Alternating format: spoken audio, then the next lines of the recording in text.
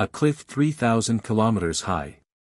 It brought back memories of the old days for the mad demon, especially about the days when he dreamed of becoming a martial arts god.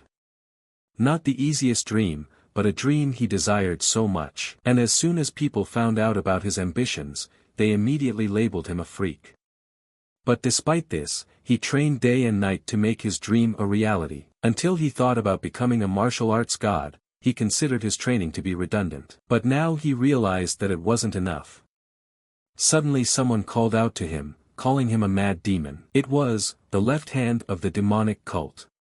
He told the mad demon that it was time to stop wasting their time and give them back the heavenly pearls he had stolen from the cult. The mad demon asked the left-handed man if he didn't understand what he was telling him now. He just looked and asked what would change the story the demon was telling. Because his end has come. And he's been running from them all this time, but now there's nowhere else to run. Then the demon took the pearl in his hand, held it out over the precipice, and asked what could he throw it down. Then the left hand immediately apologized and asked him to continue his story. The demon said he is an expert in mind games, tricks, strategies, traps and lies.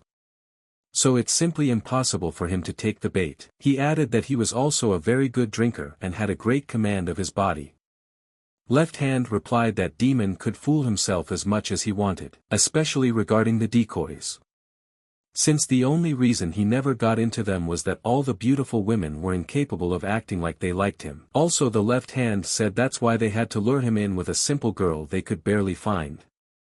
And literally everyone knows about it. Then the demon asked the Left Hand once more if he wanted the demon to throw away the pearls. The one apologized again and asked him to continue. The demon continued that in order to become a martial arts god, he strived to learn every possible technique. That's what he is, a mad demon. Left Hand asked him if he had finished his story. The demon replied that he had not yet. The demon said that after he had traveled all this thorny path, everything began to seem meaningless. He spent his time traveling the world in the hope of bringing justice to the world. Left Hand asked the demon that it turns out that he is that wanted enemy of the Murim Alliance. Left Hand also said that the demon was even higher than him on the wanted list, even though he was a member of a demonic cult. And asked the demon that isn't this the orthodox sect first and called him a mad demon. The demon asked again, wondering if he should throw away the pearl after all. Left Hand took a deep breath and apologized if he had angered the demon. The demon said it was quite iconic to watch him being the left hand of the pointing light controlling his anger. The demon also said that he had killed hundreds of elite demonic cult soldiers while they were chasing him. But the Left Hand still held his own. At this time, the Left Hand told the demon that just because he had a clan, it didn't mean he could use it as he pleased. The demon responded by saying it was bloodlust, and of course the Left Hand wants to kill him, and he respects his decision.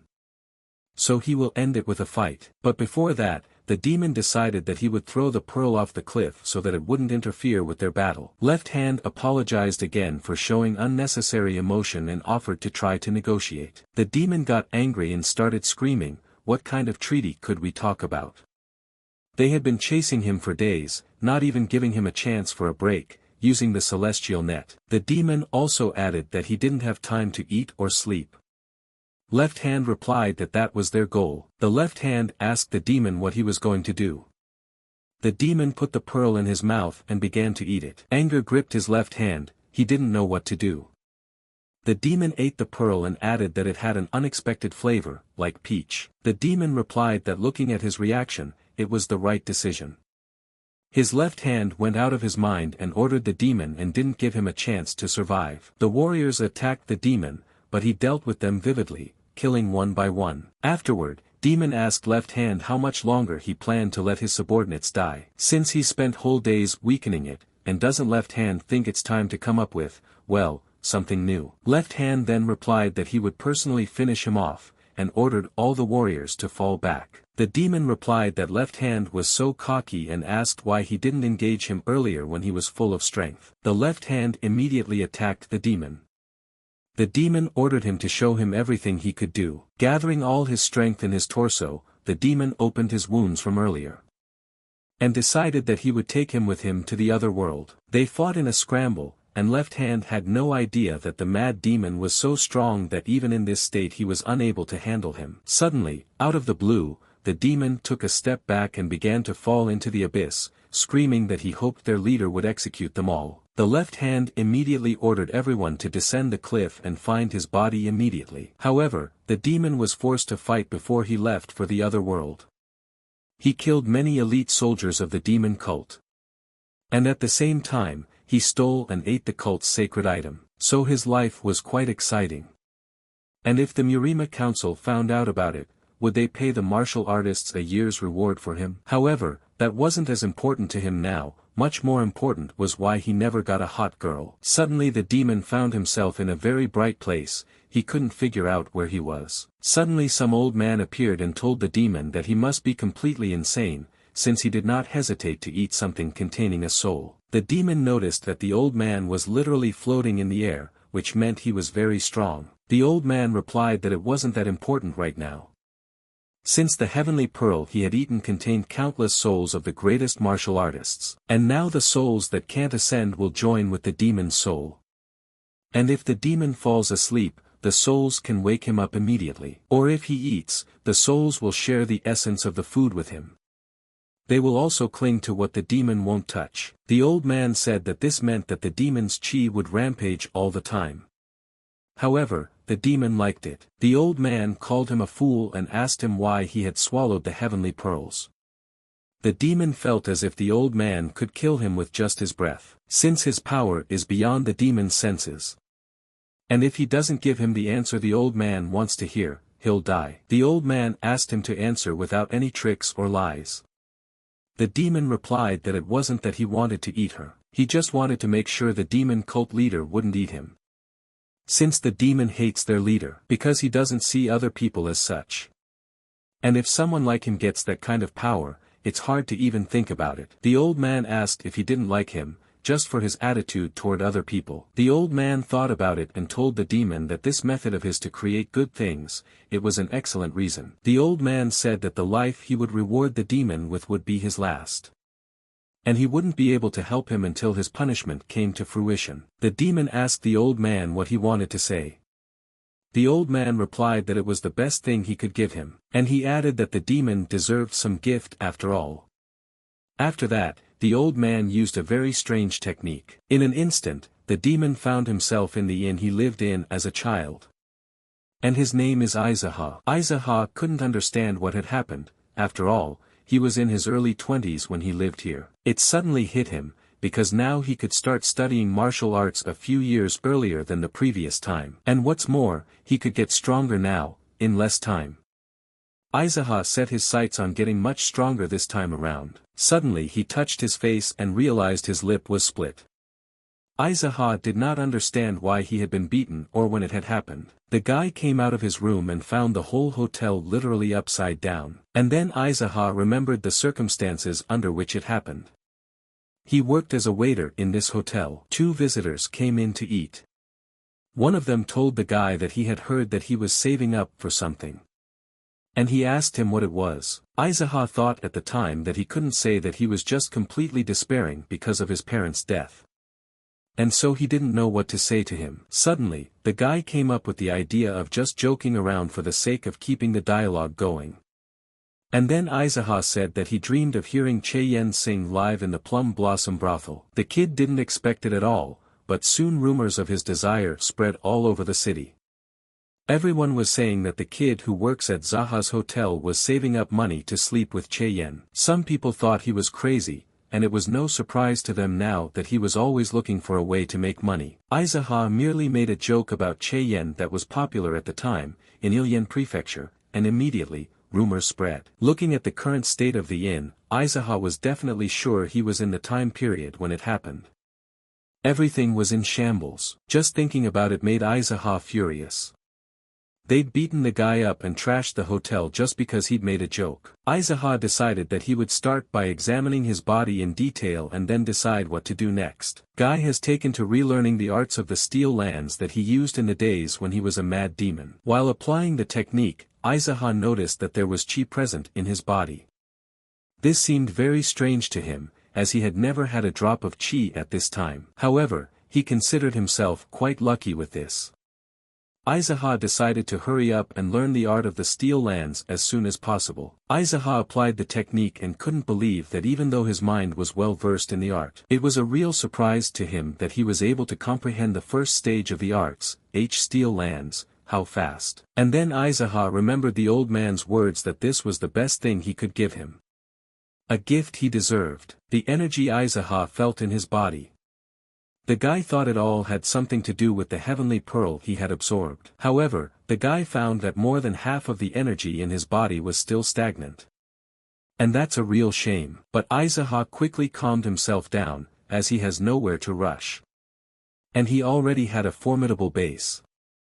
He could become much stronger, in much less time than he expected. It had been quite some time since Aizaha had felt anything on his heart. So he decided to walk around the neighborhood for a while. The boy was walking through the streets, and slowly began to remember things a little.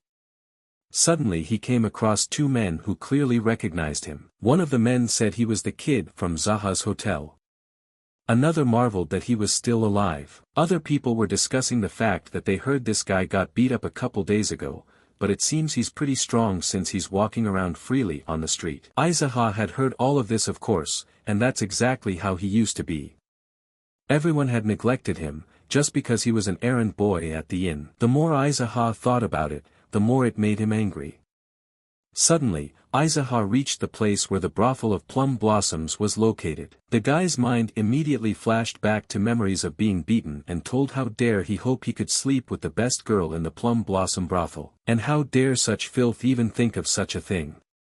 They promised the guy they'd make sure he never said a word about it again. All the while, Aizaha was screaming that he never said such a thing. And that it was all just a joke. During the beating, the same Cheyenne was also present there. The guy didn't understand why she was looking at him like that. Since he didn't say anything like that, even a mad demon had times like this. And he'd come back at the perfect time to set things right. Suddenly someone called out to the guy, and ordered him, as the errand boy, to come up to him, and tell him what he was looking at. It was a brothel guard, and he asked the guy what was his plan to set fire to the Plum Blossom brothel. Then the guard started laughing loudly and said that in fact such a mutt couldn't even light a match, and was incapable of anything but sobbing. The guard came closer to Aizaha and said it was amazing he wasn't dead yet, since he'd been beaten up recently, and reminded the guy that he'd better sit in a hotel and not hang around after a beating like that. The guy just kept quiet. But the guard started asking why he was silent. And then Aizaha asked the guard what his name was. The guard was surprised at such audacity and was about to strike, but Aizaha dodged and the guard's fist flew past. And Aizaha retaliated with a punch that sent the guard flying back a few meters. The boy said he shouldn't have been so angry, because he had just asked his name. Suddenly another guard spotted Aizaha. He immediately thought it was the kid they had the other day again. He rudely asked the guy why he had come here. Aizaha replied that he shouldn't be so rude to a guest. In response, the guard called him an errand boy and was about to strike, but he missed too. And the guy pinned him to the ground in one motion. Also, Aizaha added that they have terrible guest service and he doesn't understand their mindset regarding service. Aizaha entered the brothel and shouted loudly to the entire establishment that what were all these fools busy doing so they would serve the customer immediately. The people present immediately noticed that it was that kid from Zaha's hotel. And he seemed to have lost his temper after being beaten up a couple of days ago. The guards immediately ran up to the guy and told him he was out of his mind, reminding him where he was. Aizaha replied that he was obviously in a place where he could afford to drink.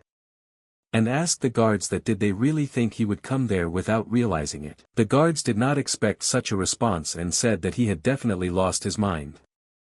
However, suddenly someone told them to let him in. Aizaha looked at the man and remembered him. It was Cha, the manager of the Plum Blossoms. Cha said they couldn't throw out a visitor who came to them for a drink. A guest is a guest. Aizaha smiled and asked the guards if they understood everything. Cha ordered to get this guy some good drinks, since when he would have the opportunity to visit such a place again. Cha also ordered Aiza to be well served. The guards escorted the guy to a private room and asked him what he would be drinking. Aizaha replied that he had never been to a place like this and told them to just bring him the most expensive thing they had. The guard asked him to watch his language. Aizaha sat down on the couch and asked the guard if he didn't enjoy serving the errand boy. After that, he roughly told him to bring him a drink. The guard at that time thought that if it wasn't for Cha's order, he would have finished him off. The guy was set a table full of food and brought a drink. He asked the girl what kind of drink was in front of him. The girl said that it was Dukwon's top-grade Dukwon liquor. Then Aizaha asked if Che-yen was here now. The girl said that the head would be furious, since she heard that he was beaten up for something related to Che-yen. Aizaha smiled and said that it seemed like all the locals knew that he had been beaten up. He asked the girl not to worry about it and just bring her to him. The girl said that she would fulfill the request. At this time the guy decided to have a drink, however, he immediately noticed the attitude towards himself. Because the liquor in the shot glass wasn't even third-rate, judging by the smell and color.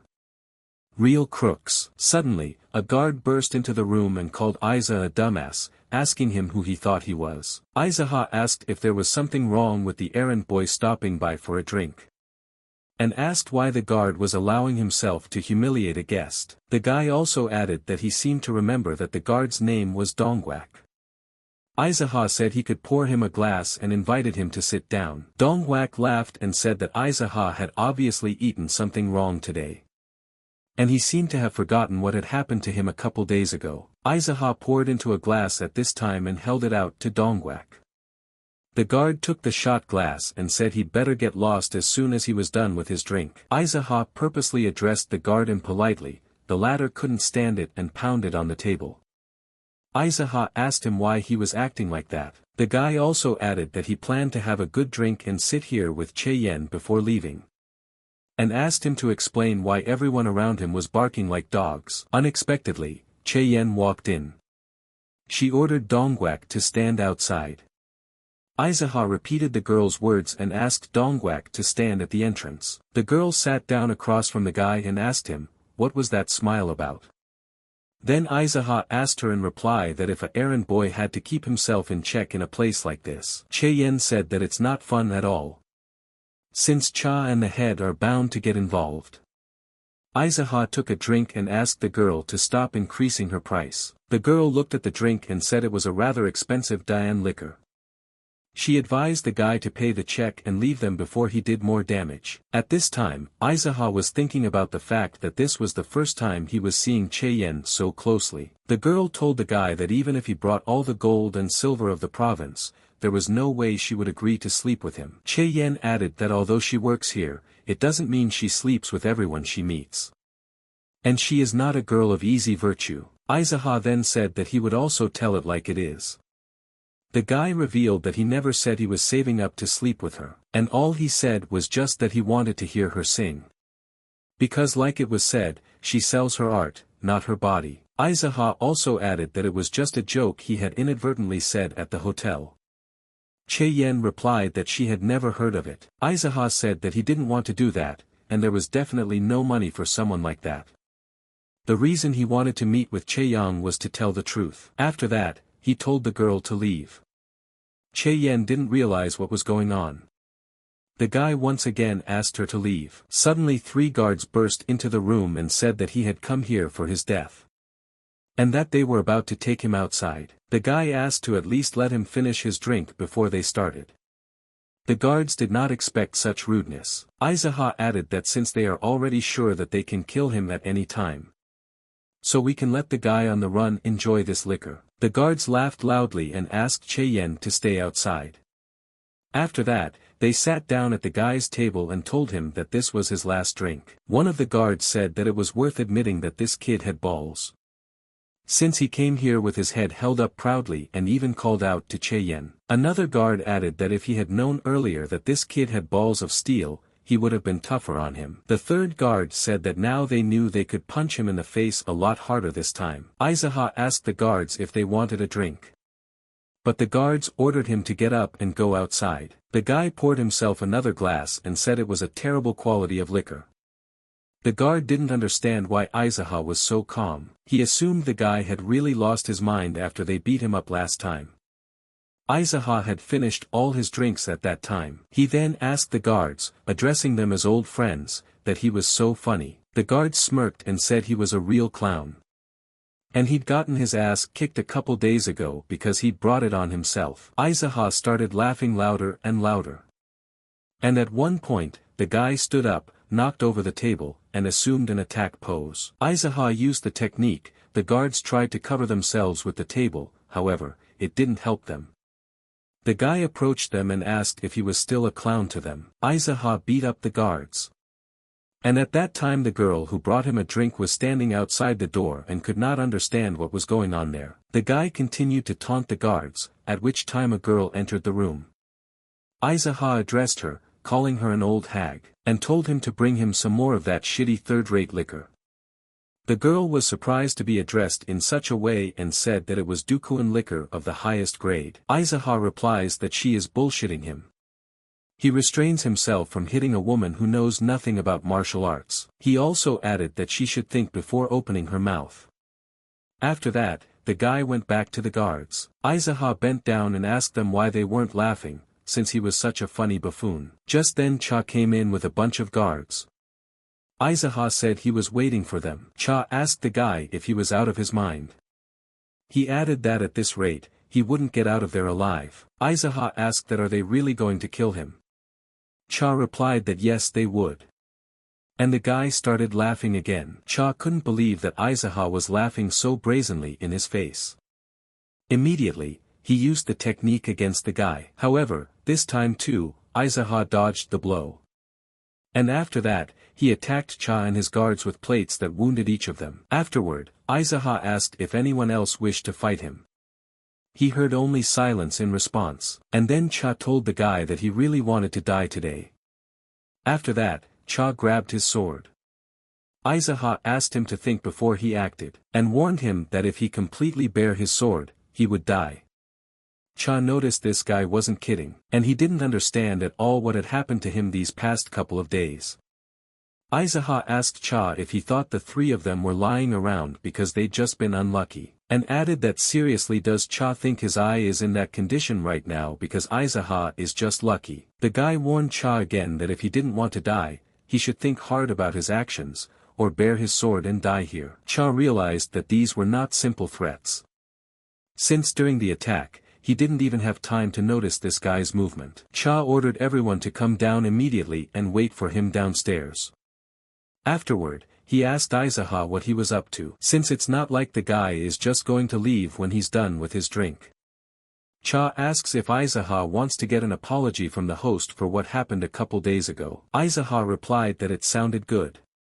He asked Cha if the owner would show up if he wanted an apology. Cha replied that in that case he would call the master. Aizaha inquired from him about his eye. Cha replied that luckily it didn't look like he couldn't see them. Aizaha replied that he thought he was going to die when they beat him that time. Then Cha ordered his subordinates to prepare a table in the next room. And told the guy that if he wasn't going to kill those guards, he should let them heal them. Cha looked at Aiza strangely. He didn't understand what was wrong with his facial expression after doing something like that. Aizaha looked at him and replied that he would allow those guards to be treated. After that, the boy and Cha sat down at the table in the next room. Unexpectedly, Cha received a call in which he was outraged about the mess that had come out of nowhere. There was a drink on the table, and Cha said he would fill the guy's glass.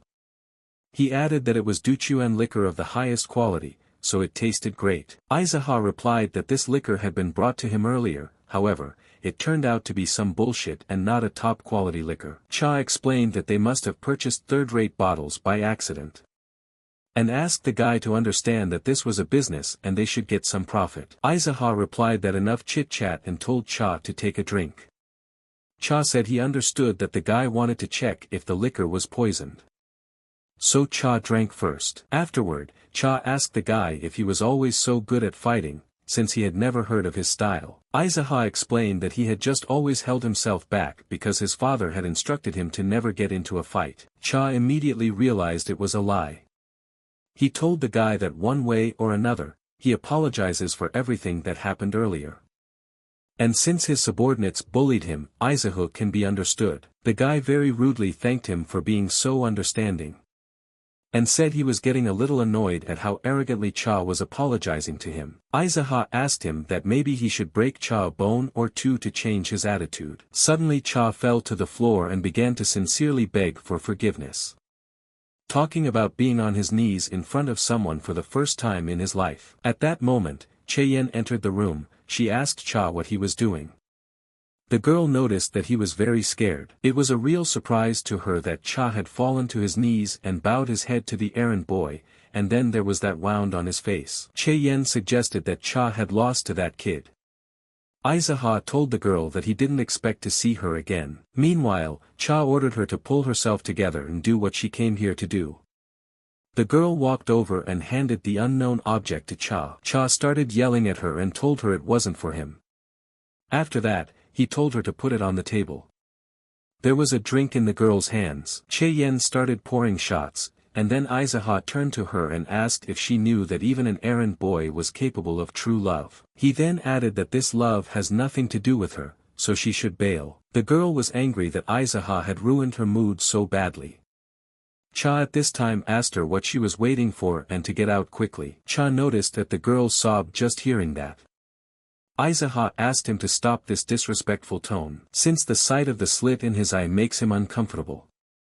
Cha immediately apologized and said he understood. Aizaha gave him another angry look and said he was pretty good at using his sharp tongue. Aizaha asked Cha when the master would be coming. He replied that he was currently serving the experts from the Black Cat Association. Therefore, it will be difficult for him to appear right now. Aizaha asked if this is the kind of union that is a bunch of crooks. Cha confirmed this and said that the alliance to establish itself here on the approval of the top. Therefore, the head wants to show them a good side, and added that because of what happened today, things are not so easy.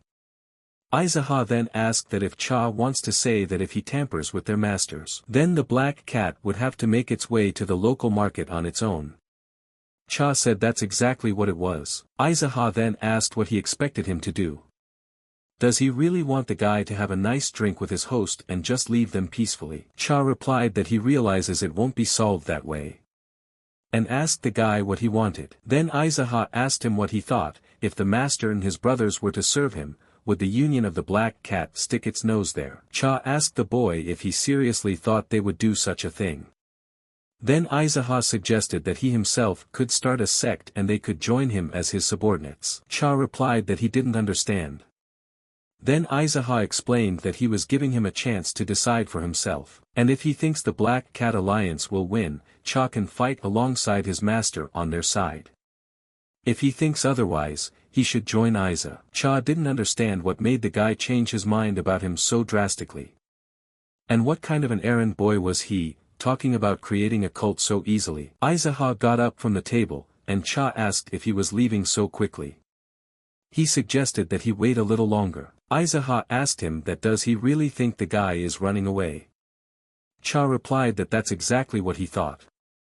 Aizaha gave him a menacing look and said that he was asking for it. Cha asked the guy to be careful on the way back and he would let himself pay on his tab. Aizaha replied that he could do what he wanted. The guy came out and there was a crowd of guards at the door. He told these insects to get out of his way. Going downstairs, Aizaha heard the shouts of the guard he had beaten.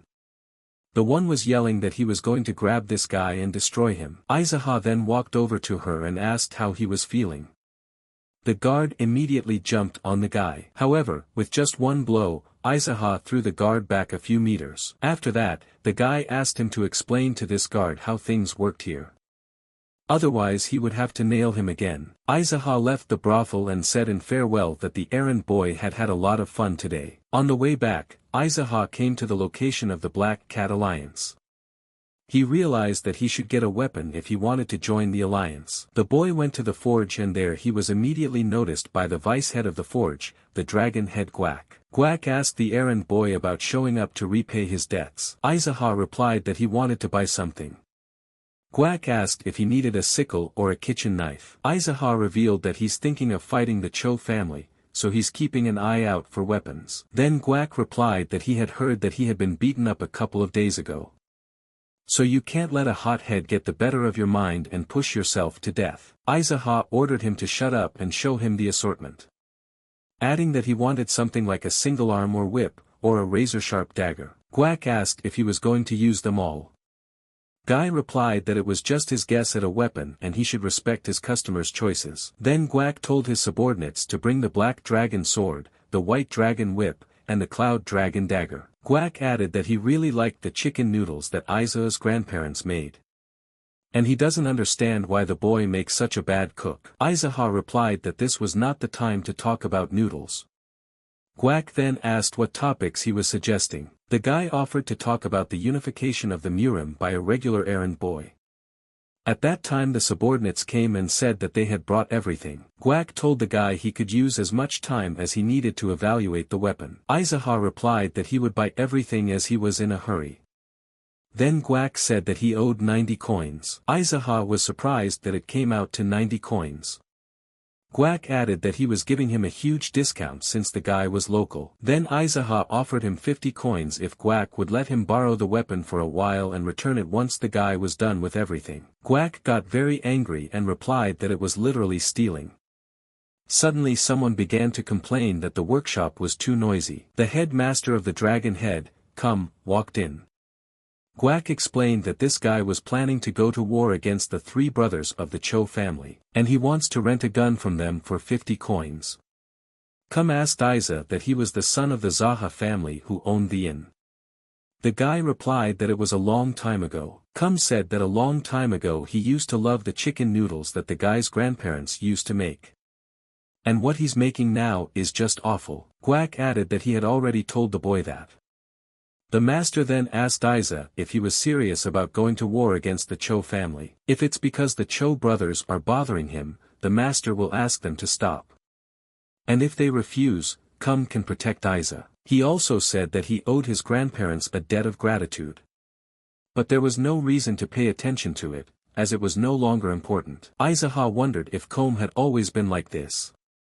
He didn't recall him saying such things to him in his past life. Or maybe the future had changed because of Aizaha. The boy replied that he appreciated the master's concern, but asked that he be allowed to figure things out for himself. Asked what he had in mind. Aizaha suggested gathering all the local blacksmiths, and founding a clan of steel dragons. Asked what the guy was even talking about. The guy explained that if the Cho brothers formed an alliance in the prefecture, they would force a huge amount of money out of them. And that's why Aizaha plans to establish a federation of their prefecture's clans, and make sure that the Black Cat Alliance won't have power here. Asked about the clan federation. Aizaha explained that the brothels were going to donate to a clan, they in turn could unite the blacksmiths into a steel dragon clan, and the resulting union of architects planned to submit to the sect of brothers. In response, Aizaha decided to unite all the working layers into a clan to give even greater unification. Also, Aizaha added that they will not have to pay him any tribute and no clan will have to pay it to anyone else. And their goal would only be to make sure that no one steals from them. Replied that it sounded sketchy, but it made sense. And asked the guy what he planned to call himself. Aizaha said that if you combine a place for the lower stratum, and the dirty end, you get the Hao clan. Was amused by this and was quite interested to see a mere errand boy trying to start a clan. He asked the guy if he was sure he could handle the Cho brothers alone. Aizaha replied that he could see for himself. Then ordered Gwak to give the weapon to this guy. The master also said that they would continue this conversation if Aizaha survived. After that, the guy went home, practiced a few techniques, and headed over to Cho's family. He was immediately noticed by the second brother Eagle. He asked the boy what he was doing here. He asked him what he was doing here, since they were going to call him after they had finished digging a hole for him. Eagle ordered Aiza to sit down. The boy did so, glaring angrily at him. Eagle revealed that today was a good day for the Cho brothers. Since they got approval from the Black Cat Alliance to establish themselves there in Ilyang Prefecture. However, a fool who can't cook chicken noodles properly has set up an incomprehensible mess in their brothel. Eagle asked Aiza what he suggested he do about it. He also asked for 3 reasons why Aizaha should stay alive before they finished digging that hole. Aizaha started laughing again. Eagle asked him how dare he laugh. Then the boy asked him why he should weep. Eagle was seized with hatred and pounced on the guy, however Aizaha stabbed his arm with a dagger. Holding the dagger in his hand, Aizaha asked him to give one reason why he should let Igel live. Igel wondered what kind of errand boy made a mess of the brothel. So it was surprising to him that Aizaha could do such a thing. Suddenly the subordinates told Igel that they had almost finished digging the hole. Then Igel ordered them to dig a little deeper. After that, Igel told the guy that he noticed that he had undergone some epiphany. And after saying that, he was going to squeeze the guy's eyes out with 2 fingers. However, as soon as he raised his hand, Aizaha used the technique, disarming him and pressing the dagger even harder into his already wounded hand. Aizaha began to ask what they needed the pit for. Then Igel explained in a trembling voice that it was only to frighten him. After that, Aizaha asked again why he needed to keep Igel alive. But Igel couldn't think of any reason. Then Aizaha asked him if he thought there was a real reason why someone like him should stay alive. Since Igel was not only involved in selling people, but also ruthlessly killed them when things didn't go according to plan. And among those people were some of Aizaha's acquaintances. Igel began to shout that if he killed him, his brothers and the Black Cat Alliance would never forgive Aizaha for that. Aizaha reminded him that he was asking for a reason to let him live, not to threaten him here. And after that, using just one technique, Aizaha destroyed Igel. While the subordinates had absolutely nothing to do, they were digging a hole. Aizaha shouted at them to stop digging. The subordinates turned around and were horrified at what they saw. Aizaha said that there was nothing to be surprised about, since Igel was actually walking around with a knife himself and just took it and died for no reason. Then one of the subordinates asked Aizaha who he was. He replied that he was the errand boy from Za's hotel. The subordinate replied that that was not what he meant. Aizaha ordered him to stop crossing him and take off his masks so he could look at them. In case he knows any of them. The subordinates took off their masks and Aizaha said it was the first time he met them in the prefecture. And asked if they were human, from the Black Cat. One of the subordinates replied that they were not, and that they had only recently arrived in Ilyang prefecture, and had been working for the Plum Blossom brothel all along. Then Aizaha offered them a choice. Either all 3 would die, here and now, or they would bury this corpse and return to their hometowns. The subordinate replied that if he let them live, they would just go back to their home country and forget about it. However, another subordinate began shouting that he could not return to his home country due to personal circumstances, and he promised never to go near the brothel again. Suddenly, the second subordinate also supported his colleague and said he couldn't go back. Then Aizaha ordered them to take care of the body and get out. And then the subordinate asked if he needed a kitchen worker, since he would have nowhere to make a living except at the Plum Blossom Hotel. Aizaha asked a subordinate if he could cook well. And whether he could cook chicken noodles. The subordinate replied that he could do all these things. He promised that he could make divine chicken noodles. Aizaha said that he could do as he pleased, but that other things should be taken care of now. The subordinates began to bury the body. Aizaha stepped back and met Cha unexpectedly. He asked him what he was doing here. Cha smiled and replied that he didn't expect Aizaha to be able to defeat Igel. Then Aizaha asked him if he really thought he would die from someone like Igel. The guy also added that he heard that Cha's eyes are already fine. Cha replied that it was just a way to hide his face from the public. Cha recounted that he said he hurt his eye and after that, running away he immediately went looking for a doctor. And if he didn't, he would be buried next to Igel. Cha hinted to Aizaha that he was very useful and smart. Aizaha said it was a good job. Cha thanked him and said he had no other choice to survive. And anyway, Cha asked the guy how he planned to deal with the remaining 2 Cho brothers. Without a second's hesitation, Aizaha replied that he would kill them. And if he allowed them to exist, the suffering of the Ilyang prefecture would continue to increase. Cha replied that he understands that the main pain in the ass right now is Ilsum. So Isaac should be extra careful when he goes after him. Suddenly, Aizaha asked Cha to buy a snack since they had liquor but nothing to munch on to go with it. Cha didn't understand why all of a sudden, since they had just been talking about Ilsum. And he also asked if he didn't have any snacks at the inn. Aizaha looked at him and replied menacingly that no. Cha replied that it was not surprising since it was a regular hotel, so he would go and buy one, but he needed money. Aizaha started laughing and asked where the money would come from. Cha replied that the place was known for its delicious chicken noodles, and how did it even get so downhill? Aizaha replied that he could think whatever he wanted.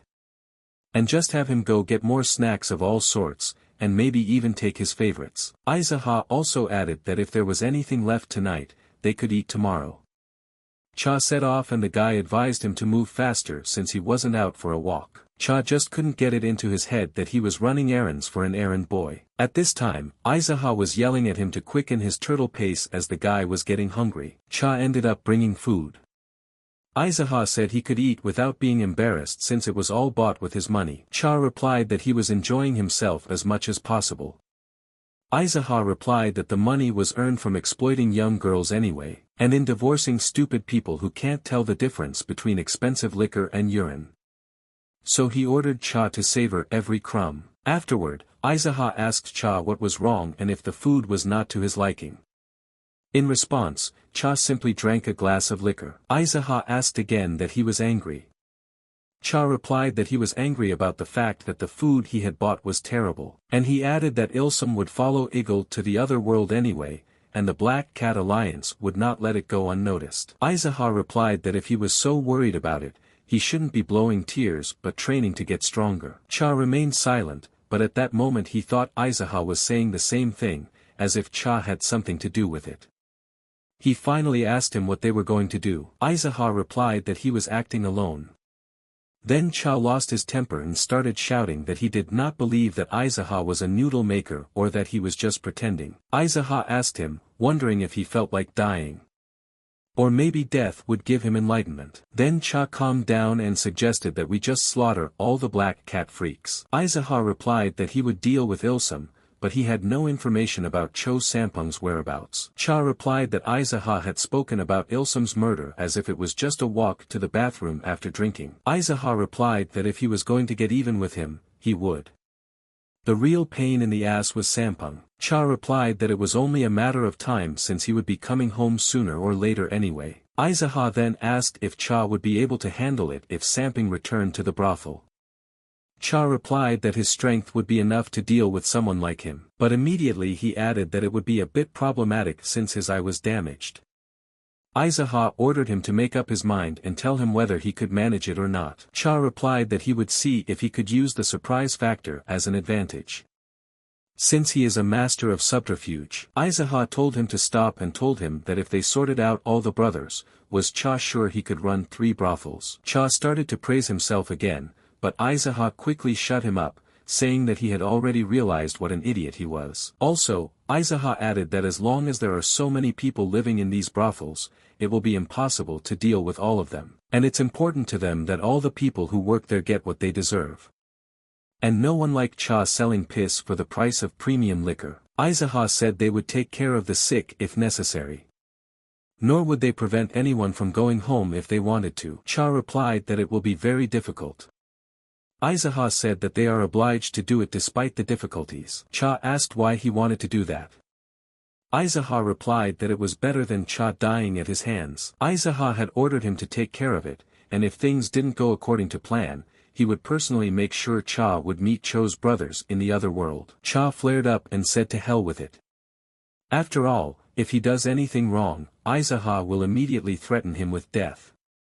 And maybe he should just quit and go to the mountains. Aizaha reminded him that if they pulled it off, Cha would be in charge of 3 brothels.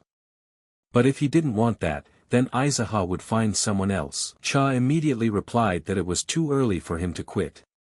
They had a drink. Aizaha stood up and began to take off his clothes. Cha was surprised and asked what was going on. Aizaha replied that he wanted to change into his clothes.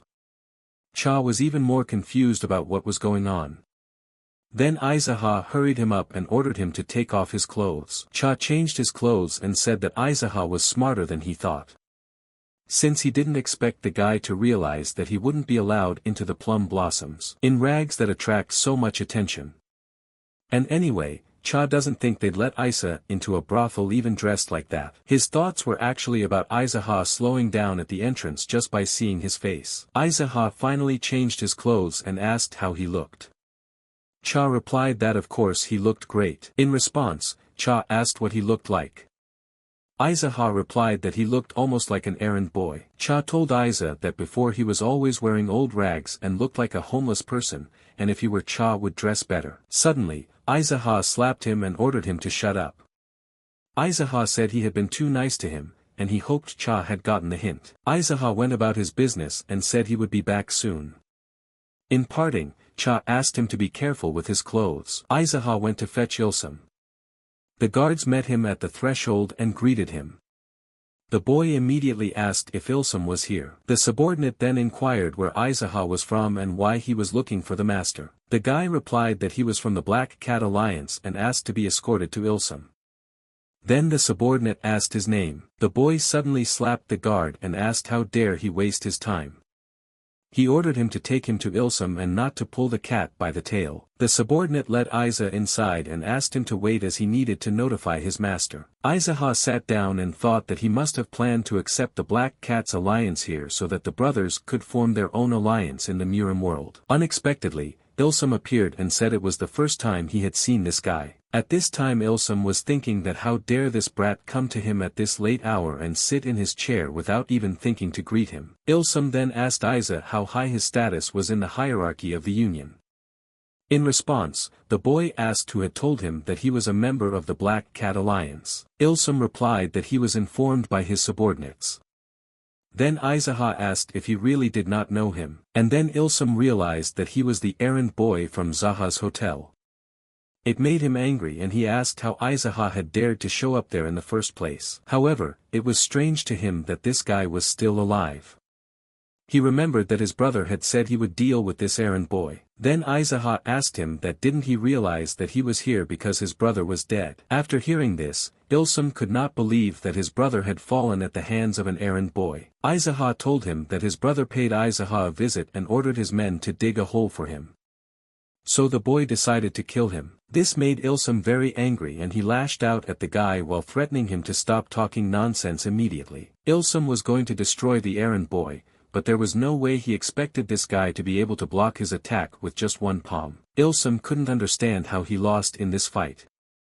Aizaha said at this time that he had heard that Ilsum was stronger than he was. This misled Ilsum even more, for Aizaha was just a boy from the local inn who was bullied by everyone and posed no threat. Aizaha looked him in the eyes at this time and asked him why he was hesitating and not attacking. Then the boy decided to take matters into his own hands and attack first. Without much effort, Aizaha killed Ilsum. He was lying on the ground, exhausted and still unable to believe what was happening. The only thing Ilsum asked Aiza was how he used techniques like this. After all, an errand boy doesn't deserve to have that kind of power. After that, Aizaha grabbed him by the throat and lifted him up, asking him that is it really normal for freaks like him to be trained in techniques, and it's bad enough when an errand boy like him does the same. Aizaha called him a real scumbag. After all, he used other people's livelihoods to enrich himself. And he has ruled this village for years. Aiza's hatred overflowed, and he decided to destroy Ilsum. He had no time to say a word. Suddenly the guards came running. Aizaha told the guards that they were worthless since they came to help when their lord had already moved the horses. Aizaha also told them that the leader of the Black Cat Alliance had changed his mind and it was decided to postpone the establishment of the sect in Ilyang Prefecture, and explained that he had decided to use Ilsum as an example. And if anyone is thinking of questioning the decision to form a sect, the same thing will happen to them. The guards stood at that time, unable to utter a word. The guy told them to get out of the way if they cared about their lives. As Aizaha walked past the guards, he heard them discussing being the errand boy. Some didn't believe it, and some realized his clothes had changed, but it was definitely the boy from the inn. Then Aizaha turned to them and said he was that boy and asked them if it pissed them off that he was someone's six. Also, Aizaha said that if there were any here who wanted to join Ilsum in hell, he would send them to him. Suddenly someone in the crowd asked why he had killed the lord. Then Aizaha asked in reply, did the wretch have a good reason for killing the people around him? After that, Aizaha left. He came to the inn where Cha met him.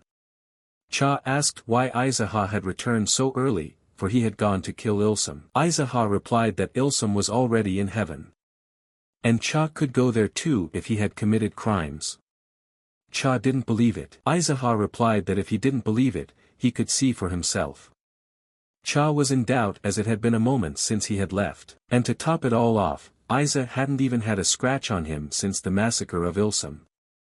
And how did someone so helpless become so strong in such a short period of time? Isaha told him to make sure he cleaned up before he left. And he ordered him to keep the inn clean in general. The anger wouldn't leave Cha. He didn't understand how an errand boy could order him around and humiliate him. After taking care of urgent matters, Isaha decided to practice his calmness. The guy realized that he was getting stronger much faster than he had bargained for. And he shouldn't miss this opportunity. Therefore, Isaha practiced all the techniques he had set aside in his memory to perfect himself. The next day, rumors spread that Ilsum had died. And the rumor was that he had been killed by a servant from Zaha's inn. Some thought it was impossible. Some thought the boy was dead too. Cha witnessed these conversations. At this time, Isaha had finally conquered the Tree Kingdom. And was getting closer and closer to the Kingdom of Darkness. Even if Isaha had achieved it in his past life, his cognition was too quick and superficial. But this time, the guy was just sure that he could become stronger than in his previous life.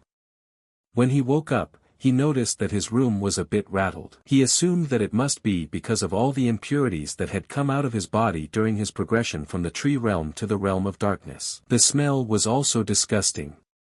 But this stench was a sign of his progress. It only meant that his body was much cleaner than before. Cha started screaming at that time and could not understand what was stinking, as if it were rotting. He went into Isahi's room and asked what had happened. Cha asked the guy that did he really shit his pants. Cha reminded Isahi that he was supposed to leave the room to do his business, not shit anywhere. After that, Isaha decided to take a bath. Cha meanwhile held the knife in his hands and asked the guy to keep his distance. Unexpectedly, during the procedure, Che-yen came to Isaha. The boy was surprised and asked why she had come. The girl explained that she had come to help with the bathroom. Isaha didn't know what she was talking about at all. Che-yen said it was Brother Cha's will. The girl also added that if Isaha didn't want her, she could at least wipe him when he was done. Isaha said that there was no need for her to come here, and he promised that he would tell Cha about that too.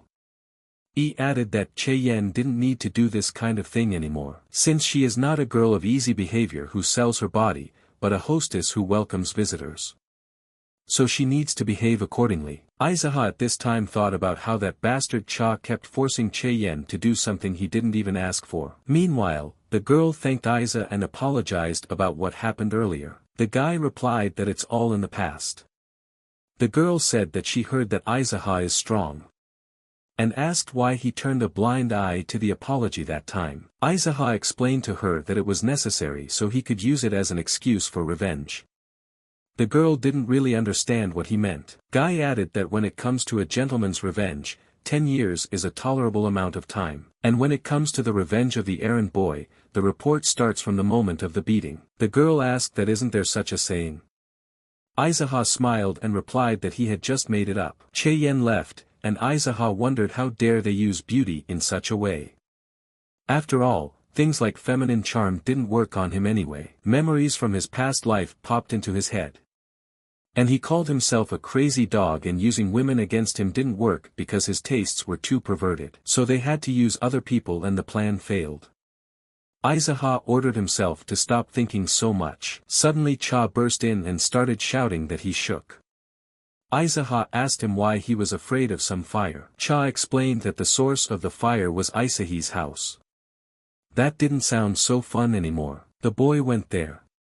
There, he noticed that his house was on fire and the third Cho brother was threatening people and saying that he would kill anyone who helped the errand boy. At this time Isaha shouted from the crowd to Sampyeong that his brother's grave was behind the inn. And he thought of burning it without bringing back the body. Hatred gripped Sampyeong and he turned around and asked who it was that shouted. Isaha stepped forward and said it was him. The boy also asked Sampyeong how dare he do such a thing.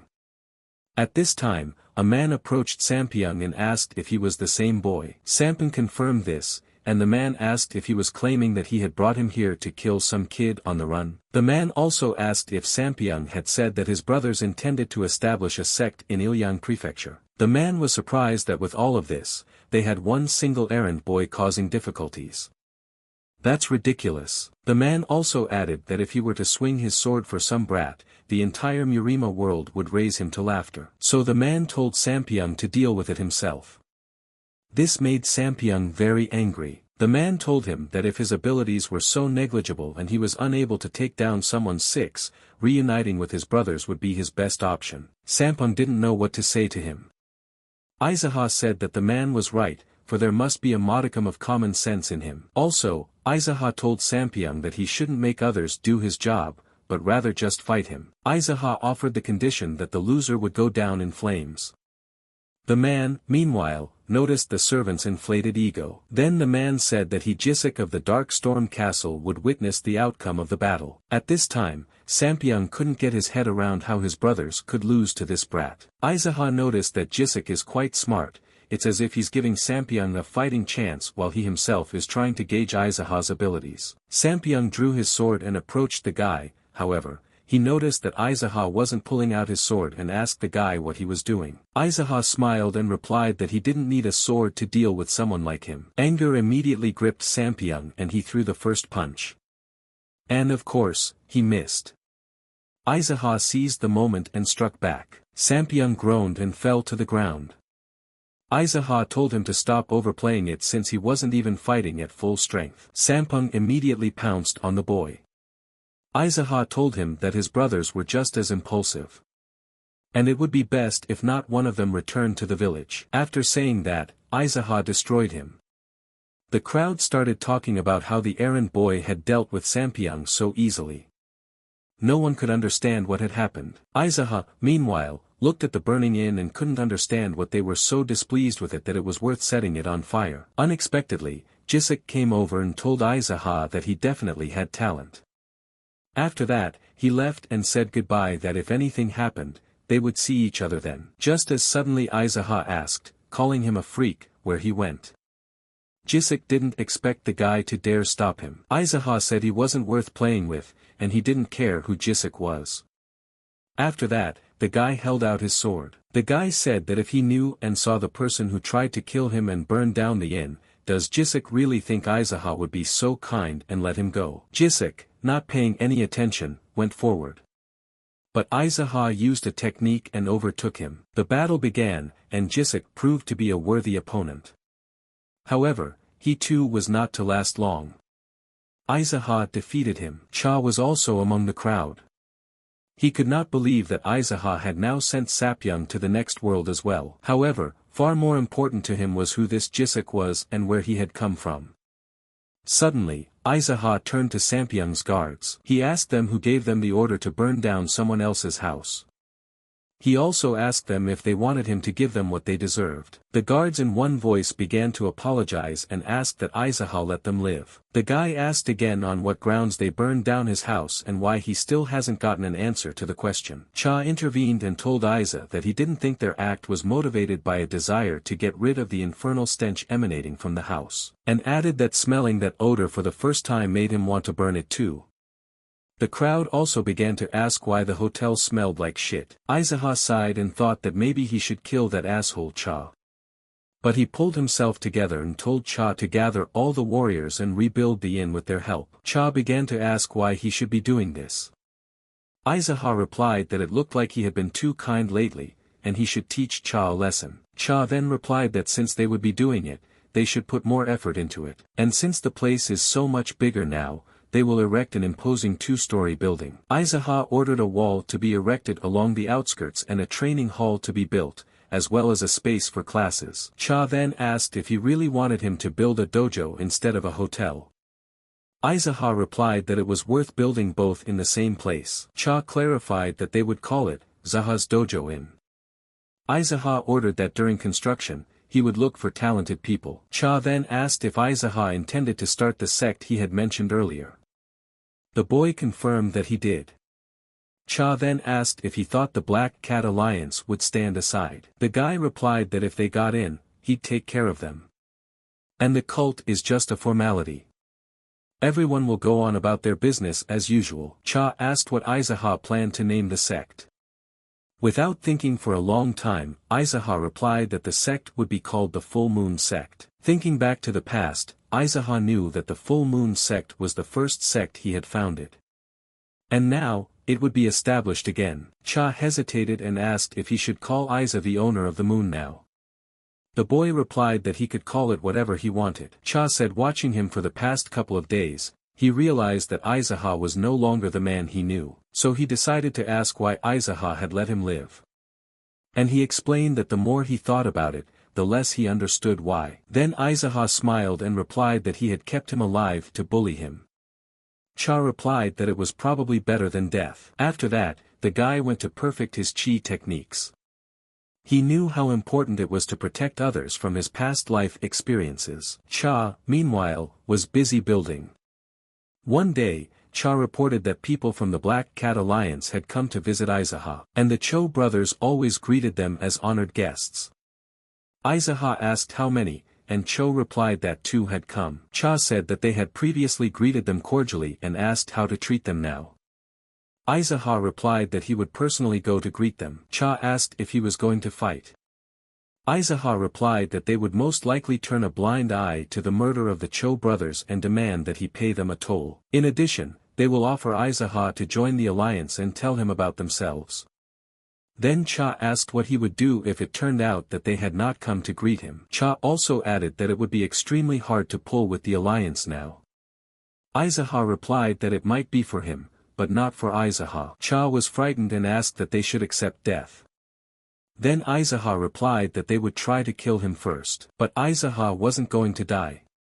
Cha led the boy to the guests and wished them a good time. Aizaha approached, and one of them introduced himself as a member of the Black Cat Union of the Gold Peak Branch, Chanpang. The other said he was Han from the Golden Peak Branch. Aizaha, meanwhile, sat silently. The representatives of the Black Cat couldn't understand how dare he act like that, or if he even knew who they were. Chanpang said that he heard that Aizaha killed the Cho brothers. The guy looked into his eyes and replied that he had. Aizaha then asked why they needed this information and if they were related in any way. The guy also emphasized that they had different surnames. The Black Cat representatives still didn't understand who this guy thought he was. And how could he even think he could compete with anyone since he had gotten rid of the Cho brothers? Aizaha asked them why they were quiet. At this time, the boy thought that maybe they were so quiet because they had come to collect money. Chanpang explained that the Cho brothers had promised them to start a sect in that province, but Aizaha had killed them. And went on to say that if they reported this to the Black Cat Alliance, things would get very complicated, because he had disrupted their workflow. Then Aizaha asked if they wanted him to pay them bribes like the Cho brothers did. Chanpang smiled and replied that Aizaha was pretty smart. The guy suggested a drink first. Aizaha called Mrs. Song over and asked her why they hadn't brought that lousy duchuan drink yet. He told her to bring some snacks. Mrs. Song was not left alone by the fact that Aizaha thought the precious duchuan liquor was lousy. Khan told the guy that alcohol, that's fine. But he hoped they could agree on the terms before they left. Aizaha replied that they should focus on the alcohol right now. Khan got angry and slammed his fist on the table and yelled that they had had enough. And now Aizaha would get away with it. Aizaha asked why he was doing this and if, really, he wanted to test his hand in battle with him. Han couldn't understand why Aizaha was so cocky, so he assumed he had some sort of plan. Then the guy asked them that did they really think the Black Cat Alliance could show up there and bail the two of them out like nothing happened. Aizaha advised them to think about it. And hinted that he would not have massacred the Cho brothers if he feared an alliance. Aizaha also said that he of course recognized that their skills were far superior to the Cho brothers, since those three were real mediocrities. After that, the guy warned that if they didn't make a decision by the time Miss Song came, he would fight to the death with the two of them. Suddenly, Mrs. Song returned. And then the representatives of the Black Cat told the guy that they would definitely put in a good word for him in the alliance. He has nothing to worry about. Aizaha replied that he would take their word for it. And the representative said that the death of those rotten brothers was a pleasure to them. And they couldn't stand them at all. The representatives of the Black Cat drank the liquor and Aizaha allowed them to leave. And of course, they flew out of there. Cha asked the guy if he was afraid to let them go just like that. Aizaha explained that if he killed those two now, he'd have to deal with the entire Black Cat Alliance. After all, no matter who runs the brothel, they will simply continue to obey the one in whose hands the power lies. Aizaha knew that the person to keep an eye on in this neighborhood was the 12th Lord, the Great Rakshasa. The lad realized that there was no need to attract that man's attention right now. Aizaha told Cha that he would be busy training for a while, so the management and all other duties remain on him. Aizaha thinks Cha might even take over General Moon's position temporarily. Also, the guy reminded that if Cha quickly squanders all the money, he will be fired from that position right away. Cha was surprised that Aizaha had only threatened him with dismissal. But the guy immediately explained that fired means dead. Cha began to shout that this was not their agreement. Aizaha replied that this was his place and therefore his laws. Aizaha once again congratulated Cha on being promoted to general, as he was the first to be so honored. Aizaha walked away and Cha in his head called him a jerk. Cha never thought his life would turn out to be this hard. Aizaha came to the forge. Kum was happy to see him and asked if Aizaha had done well. The boy replied that he had. The subordinate asked the guy if he would like a specialty.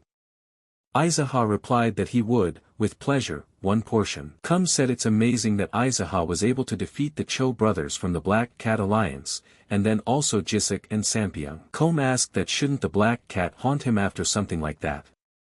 And if that was really the case, then now wherever Aizaha went, a lot of people might die. The guy was thinking at this time, wondering if he had always been like this. And come to think of it, even in his previous life, there had been fights with the Cho brothers. Aizaha explained that they were in no danger now, but one way or another the conflict would come up in the near future. Aizaha also added that he was going to attack them by himself, but others should not be hurt. Then Kum asked if he was going to attack the Black Cat alone. Aizaha replied that it was hard to believe, but it was true. Kum said that he still couldn't get over the fact that the boy had defeated his brothers single-handedly. Kum said to make sure Aizaha remembered the taste of the noodles they were about to eat. He asked him to be sure to treat him to the same at his hotel. The boy replied that a poor man like him was not capable of that. The cousin started laughing and asked that he was not the owner of Zaka's inn. At this time, a subordinate came up, and hearing the conversation asked Aiza that if he was an employee of that hotel. Kum and his boyfriend were about to taste the noodles when suddenly someone burst in and shouted for Aizaha to go to the exit immediately. Kum looked at the lad and asked him to be careful as it smelled like rain. Aizaha replied that nothing was impossible for their master. The guy went outside and an unknown person told him that he heard he was the one who had the nerve to kill Jisik from the Black Cat Alliance. Aizaha replied that he had heard that name somewhere. The unknown man became angry, lowered his mask and said that he had been sent by the Black Cat. Aizaha recognized it immediately, it was the two-eared Phantom V, and it was after all the one who attacked and killed Aizaha in his past life. Vi told Aizaha to tell immediately why he had killed Jisik. The boy replied that he had done it because he had burned down his house. V replied that he understood the motive, but that Aizaha had buried himself with it. Then the boy asked him if he seriously thought that killing him would do him good. Aizaha said that since that was the case, he was sorry that V had been deprived of not only hair but brains as well. V got angry and replied that it seems that before wiping out Aiza should be taught a lesson. After saying that, V pounced on Aiza. He realized that the two-eared phantom was actually two people, not one. Also, Aizaha knew that if V was in danger, someone would immediately come running to save him. The battle had begun. Aizaha remembered Gu Yen Su who had been hiding all this time to launch a final counterattack. Now, however, Aizaha would not allow him to continue hiding. Suddenly, Cha ran out and started shouting to Aizaha. The guy told him not to interfere. He also told him to listen carefully to the rain. Cha, of course, understood nothing. Then Aizaha said that there was another one hiding around here somewhere and to be careful. Cha tried to see where the other one was. The second warrior jumped from the roof of one of the buildings. Cha hadn't expected Aizaha to be so perceptive. The guy at this time was glad that he had finally lured him out. V realized that Aizaha knew from the beginning that there were two of them. V told his partner that this guy is not as easy as he looks. That's why we should be careful. Cha shouted that Vi was a bald freak and that he would be his opponent. Therefore, he should gather his strength properly. V asked Cha if he knew what his nickname was. Then he added that there was no need for someone who was about to be cut to pieces. Cha began to shout that he would fight this battle now with all his honor and pride. No one present could understand what was the matter. Cha told V that he must be sad, but after he chops off his head, he won't have to worry about being bald anymore. After saying that, Vi couldn't stand it and attacked Cha. After a second, Cha was already lying on the ground with no strength. Aizaha looked at him and ordered him to get up immediately, or else he would personally finish him off. After these words, Cha immediately regained consciousness. Cha woke up and the first thing he noticed was that his clothes were now all muddy. Aizaha started yelling at him and asked if he really thought it would work. Cha replied that if it weren't for that rain, they would have definitely bought it. And the instant they would have lowered their defenses, he would have severed their heads with a precise blade movement. V meanwhile told his partner that they were fooling around in front of them. And Cha, in the meantime, to look at the bald asshole, as he's already shaking. And that his lack of hair made it look like raindrops were dancing on his bald head. V was overcome with hatred. He was about to pounce on Cha, but his punch was blocked by Aizaha. A fight ensued. The battle went on for several minutes, and Aizaha thought that since his return to the past, this was the first time he had felt something like this. Aizaha smiled and wondered why fighting was so much fun. V's partner was just pissed off by this. Aizaha pulled out his sword and everyone noticed some sort of scarlet light covering his blade. V and his partner realized it was the energy of the sword. The two of them attacked Aiza. The boy concentrated and destroyed the two with a single sword thrust. Cha walked over to the boy and thanked him for working so hard. Aizaha looked at him and told him to behave as usual. Cha asked Aizahi who these people were. The boy replied that they were members of the Black Lily. Cha almost fainted, for he knew that the Black Lily was more powerful than black cats. And this is all taking a serious turn. Aizaha turned around and said he was going to take a shower. Cha replied that it was up to him, and he could safely leave the cleaning of the place to him. Come at this time wondered if he meant that what he had killed the Cho brothers was true. Aizaha, meanwhile, was taking a bath. The guy noticed that the growth of his strength had definitely accelerated considerably. But what bothered him, that the people who were supposed to die in the distant future at his hand are dead now. And now the list of factions to be dealt with also includes the Black Lily and the Black Cat Alliance. Suddenly, the guy noticed that the sounds from the street suddenly stopped abruptly.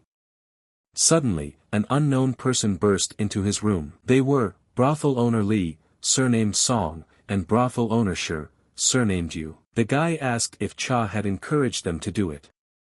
They became furious and attacked the guy. Aizaha burst out of the bathroom in a way that shattered it. And then he used a technique that made the two of them flatten against the wall. Aizaha assumed that they had probably attacked, knowing that he wouldn't have a weapon on him while he was taking a bath. And it was probably Cha's doing. Aizaha immediately went in search of Cha. He asked one of his subordinates where the jerk was, who replied that he wasn't here. Aizaha advised him to be very honest with him. The subordinate replied that it was true, and he had not seen him since he had left a little earlier. Aizaha was angry. He didn't know if Cha had anything to do with this attack, but he knew for sure that anyone who bared his fangs at him would die. Suddenly the guy heard someone yelling for someone to attack him and he would slaughter them all. Aizaha immediately recognized it was Cha. The boy ran at the screams and saw a mountain of bodies in front of him. And he noticed that in the distance a crowd of unknown people were about to attack Cha, as he was already barely breathing. Aizaha was surprised that Cha was still alive. However, as soon as Cha saw Aizaha, he immediately begged him to save him. After that, Cha started shouting for Aizaha not to stand like a stumbling block, but to save him immediately. Aizaha replied that if he was asking for help like that, these guys should take swords in their hands and attack him. Those drew their swords and Cha started yelling that there was no need to be afraid and that this guy was just an errand boy. They decided to all attack Aiza together, but the guy didn't take a minute to straighten them all out. After that Cha came up and finished them off as they dared to stick a knife in his back. Cha asked Aizaha that if he had personally come to save him. Aizaha replied that he had not, and that he was going to kill him personally with his own hands. The boy explained that he thought Cha was somehow involved in the case. Cha replied that he had not expected to have such thoughts. Cha also added that he didn't expect these creeps to come to Isa's house as well. The guy revealed that he was enjoying his bathroom treatments when Ju along with GM came to get him. Cha replied that they still didn't seem to understand. That even masters a level above the Cho brothers had died at the hands of Isa if they looked down on him. Afterward, Cha called Isaha's attention to the state he was in and asked if Isaha thought Cha was driving around with those freaks. Isaha replied that it seemed to be true. Cha exhaled a little, for Isaha was no longer trying to kill him. Suddenly, Isaha said that he wasn't even from the Black Rabbit Alliance after all. He asked how many more people he had to kill. Isaha also suggested that apparently they think he's an easy target and just an errand boy from Zahazin. And if so, then he doesn't know how many more men of Ilyang County he needs to kill so that such useless things don't happen again. Cha said that he would make sure that no one would even dare to think of such nonsense. Isaha told him to give it a good try and left. On the way, he thought about the fact that he just wanted to bask in the bathtub. Cha continued to supervise the construction. And Isaha continued to train. A whole month went by like that. Isaha decided to pay a visit to the construction site. He was surprised that this was all they had managed to do in a whole month. Cha explained to him that it would take at least a year because of the scale of the project. Isaha then asked if it couldn't be quicker. Cha replied that he too would like to speed up the process. But things won't go any faster if you just throw a bunch of random people into production. He then added that he had recently found a capable manager, and now things were getting a little faster. Cha introduced this guy named Jia as the construction manager. Isaha recognized him immediately. Jia the artisan who was famous when he was the head of the Hao clan. That was the meeting. Cha told Jia to greet the head of their clan, Isa. The boy immediately introduced himself and said that he had taken the job on Uncle Jiam's recommendation. The guy continued that according to Uncle Jiam, if he did well, he was willing to be given the position of the head of the builder clan. And also the uncle said that there would be no need to pay some kind of fee to the clan. The boy checked with Isaha to see if that was true. Isaha confirmed it. Then Jia replied that he had enough of this already. And he would make something truly spectacular out of Zaha's hotel. Before doing so, however, Jia wanted to ask Isaha something.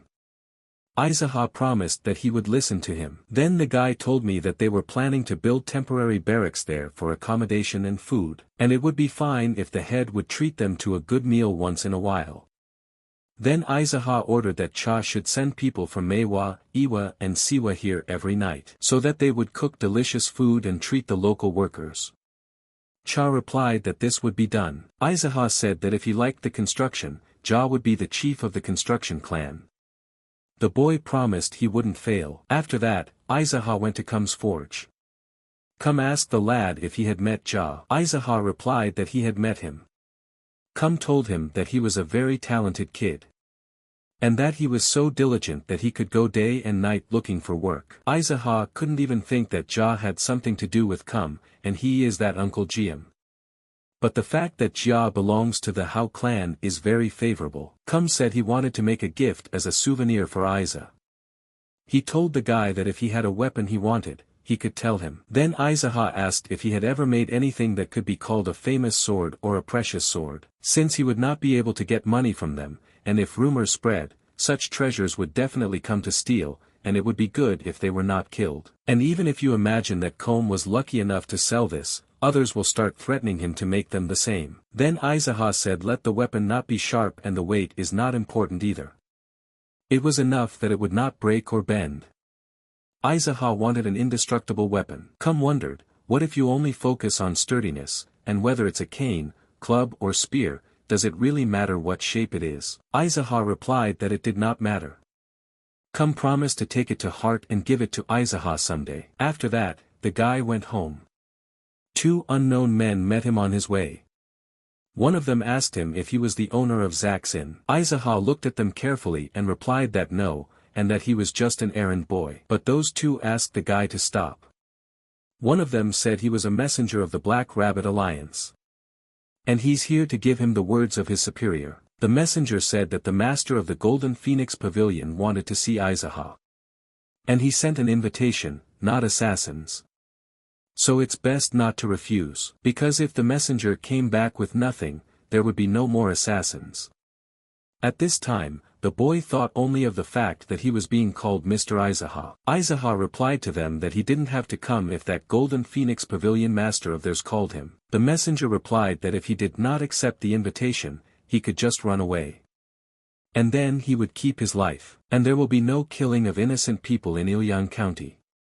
It's good for everyone. Aizaha clarified that he is saying that if Aizaha wants to continue to be the head in Ilyang County, he needs to bow his head to the Black Rabbit Alliance. And if he doesn't, he must leave Ilyang. The messenger replied that it is so. Aizaha said that running away is not manly. Aizaha will meet him in person. Then the messenger asked if Aizaha should be given time until evening, or if he would follow them right away. The guy replied that he was, after all, going to meet a powerful man from the Black Rabbit Alliance. And couldn't come empty-handed. And in such plain clothes. Aizaha said that if the messenger told him where to go, he would get there himself.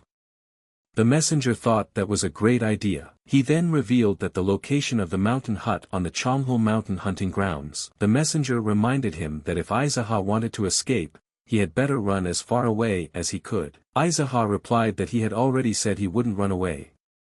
After arriving home, the boy told Cha about it. Cha started shouting that the master of the Golden Phoenix Pavilion was a murderer obsessed with money.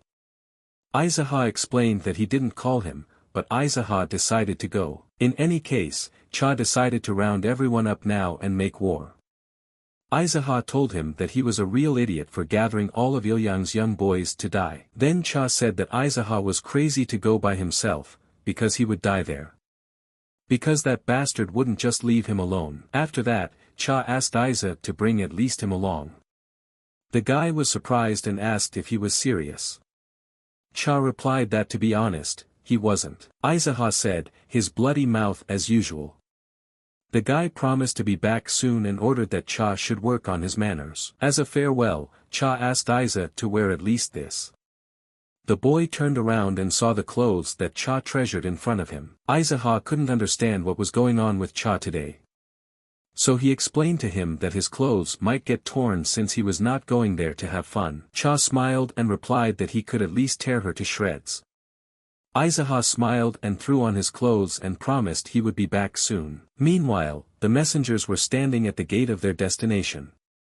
One of them said that he was only waiting because of the pavilion master's orders, and he was sure that the errand boy had already escaped. But then Aizaha appeared on the horizon.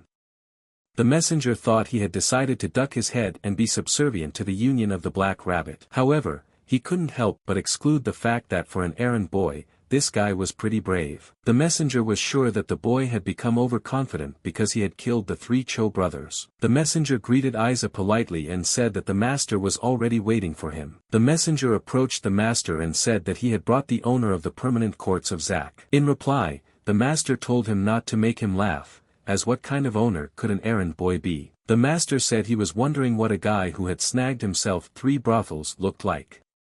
He also said that Aizaha looked even younger and more ignorant than he expected. The master also said that since Aizaha did not run away and came to him, then he had something to say.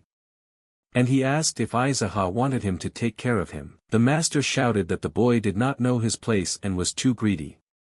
In response, Aizaha silently pushed back his chair and sat down across from the master. This made him very angry and he called Aiza an insolent scoundrel, asking who let him sit down. Then Aizaha clarified that he needed his permission to sit down.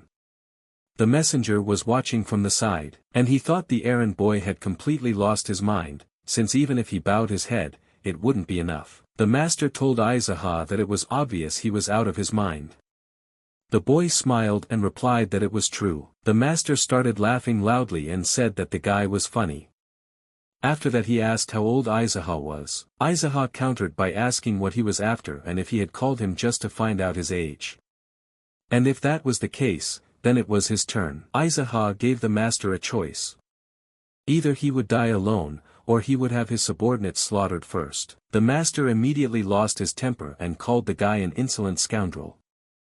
He wanted to spare him, but now it would be hard not to kill him. After saying that, Aizaha instantly threw himself at the master and used one of his techniques. Thereupon, Aizaha asked that he did not really want to spare him, saying that he was not one who needed his mercy. The master at this time didn't understand how this was possible, since he had definitely heard that Aizaha was an errand boy at the inn. Aizaha at this point asked the master why he was standing, for he was ranting as if he could kill him. The master decided that he would attack first. However, each of his attempts to wound the boy were unsuccessful. Aizaha at this time thought it was worth it to try and fight the master from the Black Cat Alliance, but as expected he was only a third-rate opponent. And then the master noticed that Aizaha's sword was burning with fire. He realized that he was finished. Aizaha had defeated the master. Thereupon Aizaha looked at the messengers and at the warriors and said, "This is what will happen if you touch an errand boy from Ilion." The messenger thought that the master couldn't even fight back properly, and he was able to be overpowered so easily. At that moment, Aizaha asked who wished to die after the master. There was silence in response, but suddenly someone said that right now Aizaha was attacking the Black Cat Alliance and asked how he was going to deal with it. The boy asked why he should care. Because they would be dead here in no time. Aizaha says he's counting to 3 and everyone kneels. Those who can't bend their knees, he'll send them straight to the master first. Aizaha began the report. On the count of 2, everyone was already on their knees in front of him. It was a little unsatisfying. Aizaha remembered that the reason he endured becoming a demon was because of his martial arts training. He spent all his time meditating, not eating, not sleeping. All this suffering was for a moment like this. Suddenly one of the warriors asked Aizaha if he would spare them. In reply, Aizaha asked why he should spare them. The warrior recalled that he had also said that if they kneeled, he would spare them. Aizaha explained that he had said he would send those who didn't stand up first. Mercy was out of the question. The warrior began to beg that Aizaha would let them live. The boy asked again why he wanted it. The warrior replies that if Aizaha is going to kill them all, do they have any choice but to fight to the death? Aizaha said you should introduce yourself first before offering a deal and trying to negotiate. The warrior replied that his name was Sima and he was a secret inspector. Such a man Aizaha did not remember. He speculated that maybe Sima had died along with the master when the Black Cat Alliance dealt with his bad deeds. Sima said that if Aizaha's skills were similar to the master, with their combined strength they could win and turn the tide of the game. Then Aizaha said that Sima is accepted, and if he's a quick thinker, it's natural to try to survive. Sima rejoiced, but in a moment asked what would happen to the others. Aizaha replied that they needed to get rid of everyone they knew. After all, someone might report a black rabbit to the Alliance. And if a full-scale war with the Alliance were to break out now, it would make it harder for Aizaha to move towards his goal. The others were told by Aizaha to attack him. He didn't even mind if they all attacked together. The warriors had already pulled out their blades when suddenly Sima stopped everyone and asked that wouldn't everything be resolved if they just didn't report to the Alliance under any circumstances. Aizaha asked why he should believe it. Then Sima asked him to believe it personally. Aizaha replied that there was no such thing, and told Sima that whether it was his facial features or his eloquence, he seemed to be the one responsible for everything after the master. Sima replied that he was right. Then Aizaha told him that his superior the master of the Golden Phoenix Pavilion was dead. And if he came to his superiors with such news without a scratch, he would not be left alive. Aizaha also said that all those warriors were just scum, since the master died and no one even rushed to his aid, everyone just watched him die. Aizaha went on to say that perhaps they would manage to survive, but the stigma of being a traitor wouldn't go anywhere. And it's obvious what kind of life awaits them in a Black Cat Alliance. The boy shouted that it was time to start. But Sima interrupted him and said that he had thought of a way and asked Aiza to listen to what he said and then make a decision. Sima said that all they had to do was to go and steal the money from the hut. Basically, commit an open crime. All of them together. Sima explained that this hut was full of money that the master had embezzled. And if the higher-ups found out, everyone in the pavilion would have to die. Because they kept their mouths shut and cooperated. And this money was extracted from Ilyang County, since they themselves will openly carry the stolen money, they will inevitably become accomplices. Aizaha asked if he was serious when he said that since they were accomplices, he would not report to the alliance, and that is why Sima asked that they not be killed. Sima replied that he was. Aizaha thought about the idea that supposedly he only cared about this now, and it didn't matter if a little later the Black Rabbit Alliance found out about it. Then Aizaha agreed and said that since that was the case, he would entrust all this work to Sima. He also called him a soldier. Sima wondered why he was a soldier. Aizaha explained that since ancient times, people with that name have been the best when it comes to recruiting soldiers for a strong organization. After a while, Sima reported that the theft had been successful. And now that they had moved the stolen money together, there was no reason to go back. Aizaha warned them not to cause trouble while they were staying in Ilion. And those who bother Aiza in this manner, he has no intention of sparing. Sima promised to settle and see to it. Aizaha told him to round up all the useless scum who normally do nothing and figure out something to keep them busy. Sima replied that he would and asked if his organization might have a name. Aizaha replied, "How's Peerless Plan?" Sima was surprised and said that he had never heard of such a thing. He immediately asked for forgiveness, as he was ignorant of such things. Aizaha replied that it was fine. And he had just created it in a hurry some time ago. But the point is to create something, no matter what the result is. Sima shared that it bothered him that Aizaha was so careless to call himself peerless, because they don't even know what people can babble about. Aizaha replied that everything was fine. And to be peerless is to have a miserable life. Cha suddenly burst in and asked what was being hauled outside. And where did Aizaha get all this stuff?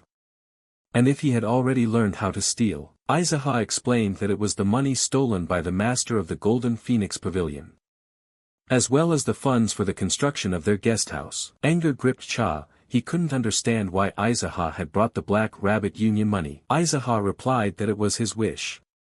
And that it was the will of the errand boy and the will of the clan head.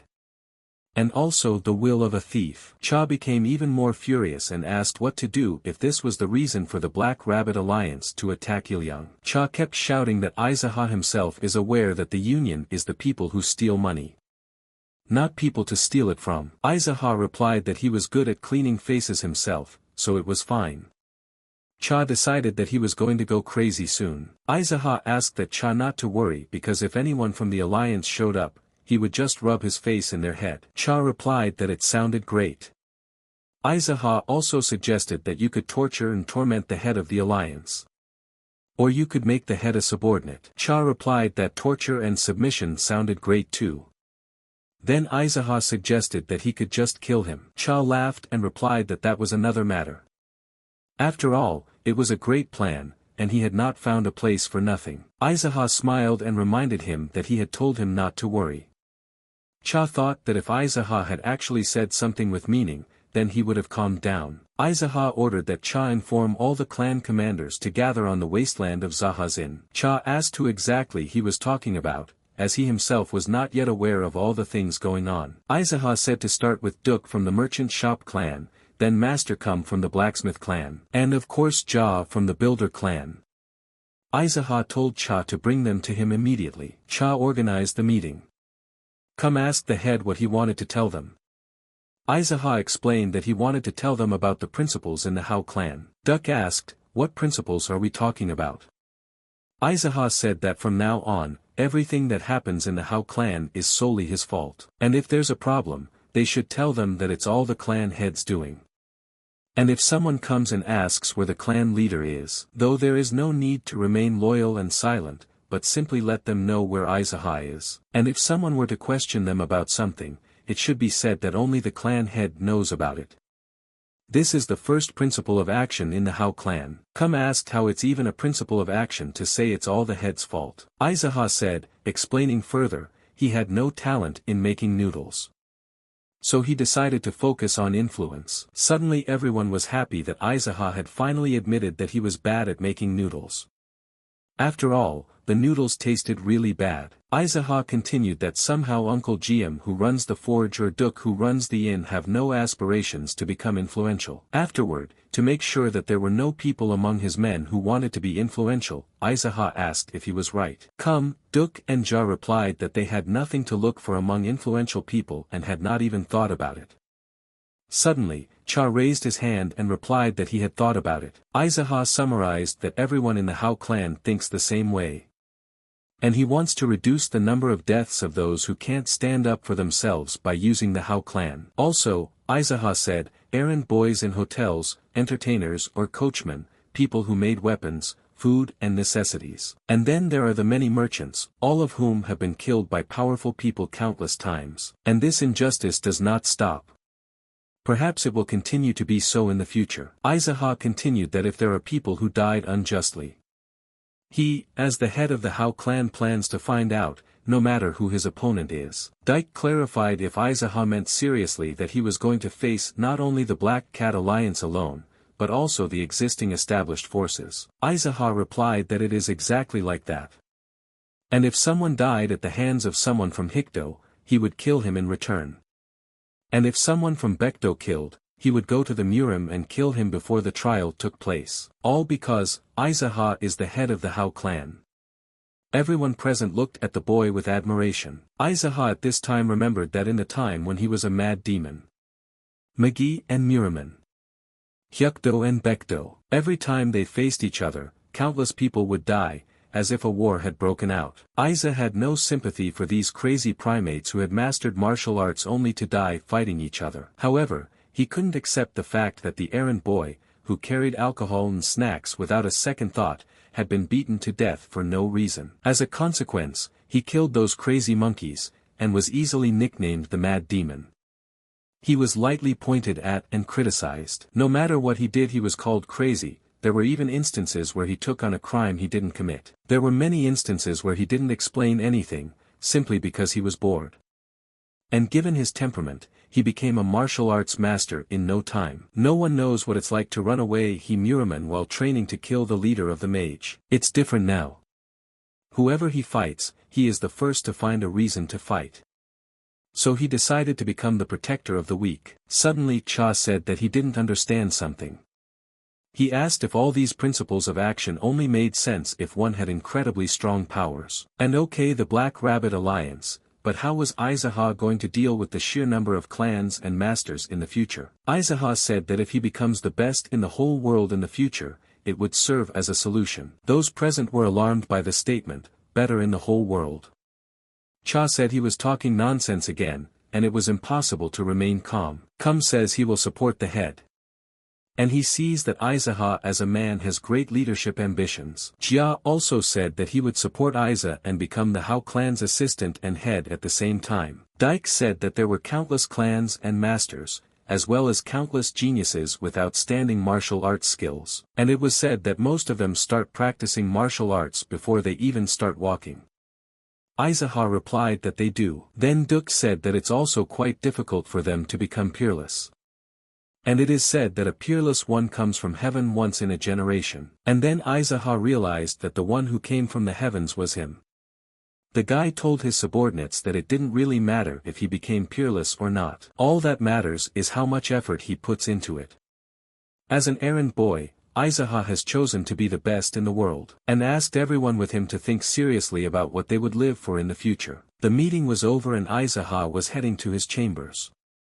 It occurred to him that the difference between the mad demon in his past life and his present one was this: that he didn't have a Palin in his previous life, but now he does.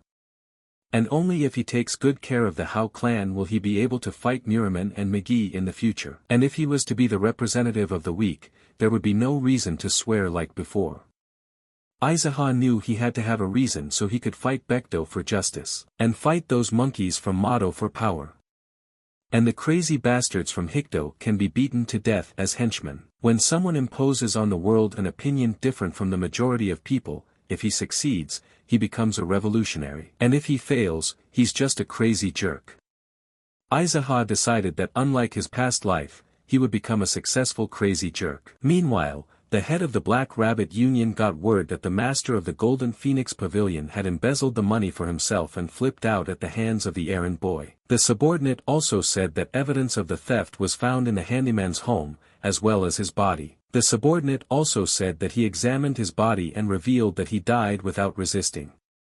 And his subordinates were captured by Aizaha of Ilyang Prefecture. The head couldn't believe that the Golden Phoenix Pavilion Master was unable to resist and died. What was even more incomprehensible to him was who Aizaha was. One of the subordinates said that it was that errand boy. Then the head was even more puzzled that the boy had beaten to death the head of the Black Rabbit Union. The head thought that one of the 12 heavenly generals had decided to play a cruel joke on them. And it couldn't be that. The head told the subordinate that it was possible that one of the heavenly generals, or masters from other provinces and sent this boy. The subordinate responded that this was not the case, as the errand boy originally resided here. The subordinate asked that the case be given to him and promised that he would definitely handle everything. He promised that he would finish off the boy and return all the money that the Golden Phoenix Pavilion Master had embezzled. The head thought for a while and turned to Master Seo. The head said that he had heard that Seo had been practicing extremely hard as of late. Master Seo stood up from his seat and replied that he was practicing the same as before. The head said that he knew his skills were better than the Golden Phoenix Pavilion Master. The head then asked how long it would take him to overpower Aiza. Seo was silent for a few seconds. At this time, he thought that although he and the master had the same position, his strength was not that great. Therefore, he would be able to defeat the boy in the time it took to drink a cup of tea, but Seo decided there was no need to tell it like it was. So he answered the head that he wasn't so sure, but would find a way to overpower the guy. In that case, the head decided to hand the matter over to him, and test his skills at the same time. Seo understood that the leader wanted him to fight the opponent who had easily destroyed the Phoenix Master. Seo replied to the head that he understood. The head said that he shouldn't take his subordinates and make a fuss just to eliminate this errand boy. Seo couldn't believe that the head wanted him to go there alone. Suddenly, the head warned him that if he failed, he'd better kill himself right away. Seo replied to the head that everything would be done. And in any case, if he was defeated, he would die. Seo at this time thought the head just wanted to throw it away when it was no longer useful. Meanwhile, Aizaha paid a visit to Dike. Duck said that it had been a long time since he had stopped by. Duck asked him what he wanted to order. Aizaha replied that instead of rice chowder, he would have spicy noodles today. Aizaha was waiting for his order and couldn't figure out who the man sitting opposite was. It was the first time he had seen him in Ilion, and he looked strong. Then Aizaha noticed a Japanese sword. He knew that the man who wielded it was a 300-year-old man from Hikdo. It was a nickname given to him because of his constant longevity. He would be a big figure in Hoekdo in the future, but it wasn't clear to Aizaha why he was suddenly eating noodles at Chuanlian restaurant. At that time, Seo turned to Duck and said that he had heard that a type named Aizaha lived in the area. He asked where he could find him. Dike smiled and replied that he hadn't been seen at all lately. Seo asked what had happened. He said this guy's been getting into a lot of trouble. And maybe he's already run away somewhere far away. Dike then asked why he was looking for Aizaha and said he could ask around for others. Aizaha was watching from the sidelines at this time and thought Dike was doing a great job. Unexpectedly, Seo told Duck that he had heard that Ilyang Prefecture was full of crazy people, and now he could see that it was truly deserved fame. Duck didn't understand what he meant. Seo got angry and started yelling that how dare Duck lie right to his face when Aizaha is sitting across from him. Seo then turned to Aizaha and asked him if he knew who he was. Aizaha replied that he was a scoundrel from the Black Rabbit Alliance, and said that he should behave more respectfully. Seo didn't understand how the boy knew his name. Then Seo asked him who he was. Aizaha replied that he had called him by his own name. Seo explained that he was referring to who Aizaha was. Then the guy replied that it was a very deep question and he didn't have an answer. Aizaha began to ponder who he was. Then Seo continued eating his noodles and told Aizaha that he was a jerk. Then Aizaha asked Duck when his spicy noodles would be ready. Duck thought at this time that it was so easy for Aizaha to ask for noodles when they were about to be killed. He said he was out of noodles. Aizaha didn't understand why he was saying that to him after taking the order, so meanwhile became convinced that the neighborhood was really strange and asked for a calculation. Dike replied that it was enough that he had eaten a good meal of noodles. Seo replied that if he ate, he should pay and told Dike to come over to him and get the money. Afterward, Seo told the errand boy that it was crowded and suggested that he go outside. In parting, He told Duk that the noodles were delicious and that he would come again. Meanwhile, Aizaha told Dike to bring him a kitchen knife since he didn't bring a weapon with him. Aizaha went outside, and Seo asked him what he was going to do with a kitchen knife in his hands. Aizaha replied that he had simply not brought his weapon. Aizaha smelled the knife and felt that it smelled like garlic. So he told Seo that if the garlic juice seeped into the wound, it would be quite painful. Aizaha also warned Seo that if he touched the errand boy, he would immediately get hit with a garlic-scented kitchen sword. And it would hurt a lot. Seo replied that he was just a jerk. Seo didn't understand how the Golden Phoenix Pavilion Master had lost to him. Aizaha asked Seo why he had come alone without his subordinates. After all, attacking in a crowd was one of Hyukdo's advantages. Seo replied that it's not worth making a fuss to get rid of some boy. It's just a shame. Then Aizaha asked if it was shameful for him to fight him. Seo asked Aizaha if he was sure he had killed the master of the Phoenix Pavilion. Aizaha said he assumed that Seo had just been gotten rid of. Seo replied that he wasn't going to listen to any more of this nonsense. And he doesn't understand why the errand boy is so brazen in this neighborhood. Aizaha then replied that he didn't understand why some third-rate was so cocky. This immediately enraged Seo. The battle had begun. Aizaha realized that Seo's sword was quite sharp and strong, but if one tried to stop it with a kitchen knife, the blade would be finished. But the guy also realized that injecting chi energy into the kitchen knife wouldn't be effective at all. The battle continued. Aizaha noticed that Seo's skills were not bad, but he still had much to learn. A little time passed and Seo ran out of breath. Aizaha thought it had finally gotten to him that he was the only one who had lost his mind here, and his attacks weren't working for Aizaha. Seo got angry and asked Aizaha who he was and why he was able to anticipate his every move. Aizaha replied that he had come to him knowing he was an errand boy and asked why he kept talking nonsense. Seo began to shout that Aizaha knew exactly what he was talking about, and asked that maybe he had the same status as the head of the alliance and was one of the 12 heavenly generals. Aizaha replied that his skills were so sloppy that he could easily keep track of them. And there's nothing to be surprised about, since Seo has mastered the useless martial arts taught to Hoekdo slaves. Seo was angry that the errand boy was calling his art, the art of slaves. Aizaha said that all the 12 heavenly generals are actually slaves of the great Rakshasa, and even calling them slaves is too much. Because they are just Hyukdos. And puppets of the great Rakshasa, pawns of the great Rakshasa. Also the great Rakshasa's fighting cocks, the great Rakshasa's toys. Just a bunch of assholes obeying the great Rakshasa. Also Aizaha said that they are an organization providing all possible facilities and women to the great Rakshasas. Seo lost his temper. Aizaha continued that even these 12 heavenly generals disciples of the great Rakshasa were a retarded mask because they were told to. Told to kill, they kill. Told to train, they train. Told to take over the organization, they take over. And for the entertainment of the great Rakshasas, they organized everything by defining ranks. These are the brats who pay tribute and give women to the Rakshasa only to suckle. Seo wanted to say that Aizaha was wrong, but he didn't understand why he couldn't contradict a word the boy said. Aizaha said that he need not consider himself a jerk, since the great Rakshasa is only an old pervert who will also die at his hands later. Aizaha told Seo that if he could get the first place in the leadership battle of the 12 heavenly generals, he would learn more martial arts from the great Rakshasa. But also, Aizaha asked what Seo would do with that knowledge. And does he really expect to become the best in Hoekdo? And given the Rakshasa's character, he would just be wasting his time. Aizaha explained that taking advantage of this lure, the Rakshasa enslaves slaves for fun for as long as his soul desires. Seo replied that since Aizaha was so outstanding, he wouldn't duck now. Aizaha said that just as he thought it would be worth it to give Seo a bit of a beating and he would come right back to his senses. The battle began and Aizahi's kitchen knife began to blaze with fire. Seo realized that he was a master he could not defeat. But Seo decided that he would not retreat even if he died in this battle.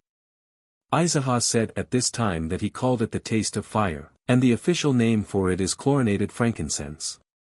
Seo attacked first. However, Aizaha instantly threw him back. I was watching at the time and thought Aizaha was really cool. since this is the real fighting technique of a martial arts master. After that, Aizaha dragged Seo's body to the inn and had Cha bring him to his senses. Cha immediately started hitting Seo's face to wake him up. Suddenly, Seo came to his senses and started screaming. He was surprised that he was still alive. Aizaha said that since he had come to his senses, he should answer the question of where the great Rakshasa was now. Seo replied that even the head of the union was not aware of this. Then Aizaha asked where the head of the Black Rabbit Alliance was. Aizaha also asked what the head has been doing lately. Seo replied that he was actively training. Aizaha realized that once again, this was a battle of ranks. Seo didn't understand how he knew all this since only the masters of the Black Rabbit Alliance had this information. Aizaha replied that his clan knew everything except what was unknown to him. Though in truth, Aizaha only knew it because he had gone back in time. Seo didn't understand where his clan got that information from. Then Cha said that there was nothing their Hao clan didn't know about. Then Cha added that the strongest intelligence organization is their clan. Seo said that just as he thought, Aizaha was not an ordinary person, but a puppet of the Hao clan. Aizaha didn't understand why he called him a puppet.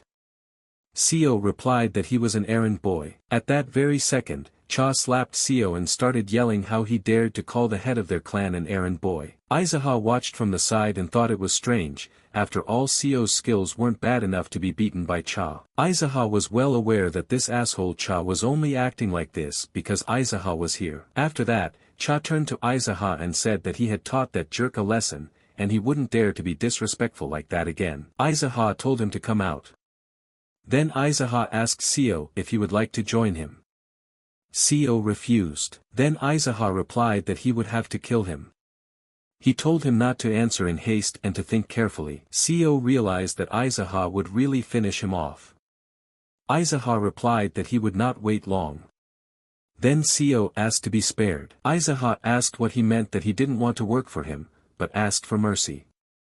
Seo replied that if he spared him, Seo would never bother the Hao clan again. And that doesn't only apply to the Hao clan, it also applies to all those associated with it. They would no longer have any difficulties with Seo. He swore with his sword. Aizaha originally planned to make this guy his servant. But I guess I'll just have to send him back. However, Aizaha realized that no matter how stubborn he was, if he wanted to subdue someone, he should beat them half to death 7 times. So said the great teacher Valunk, whom Aizaha admired.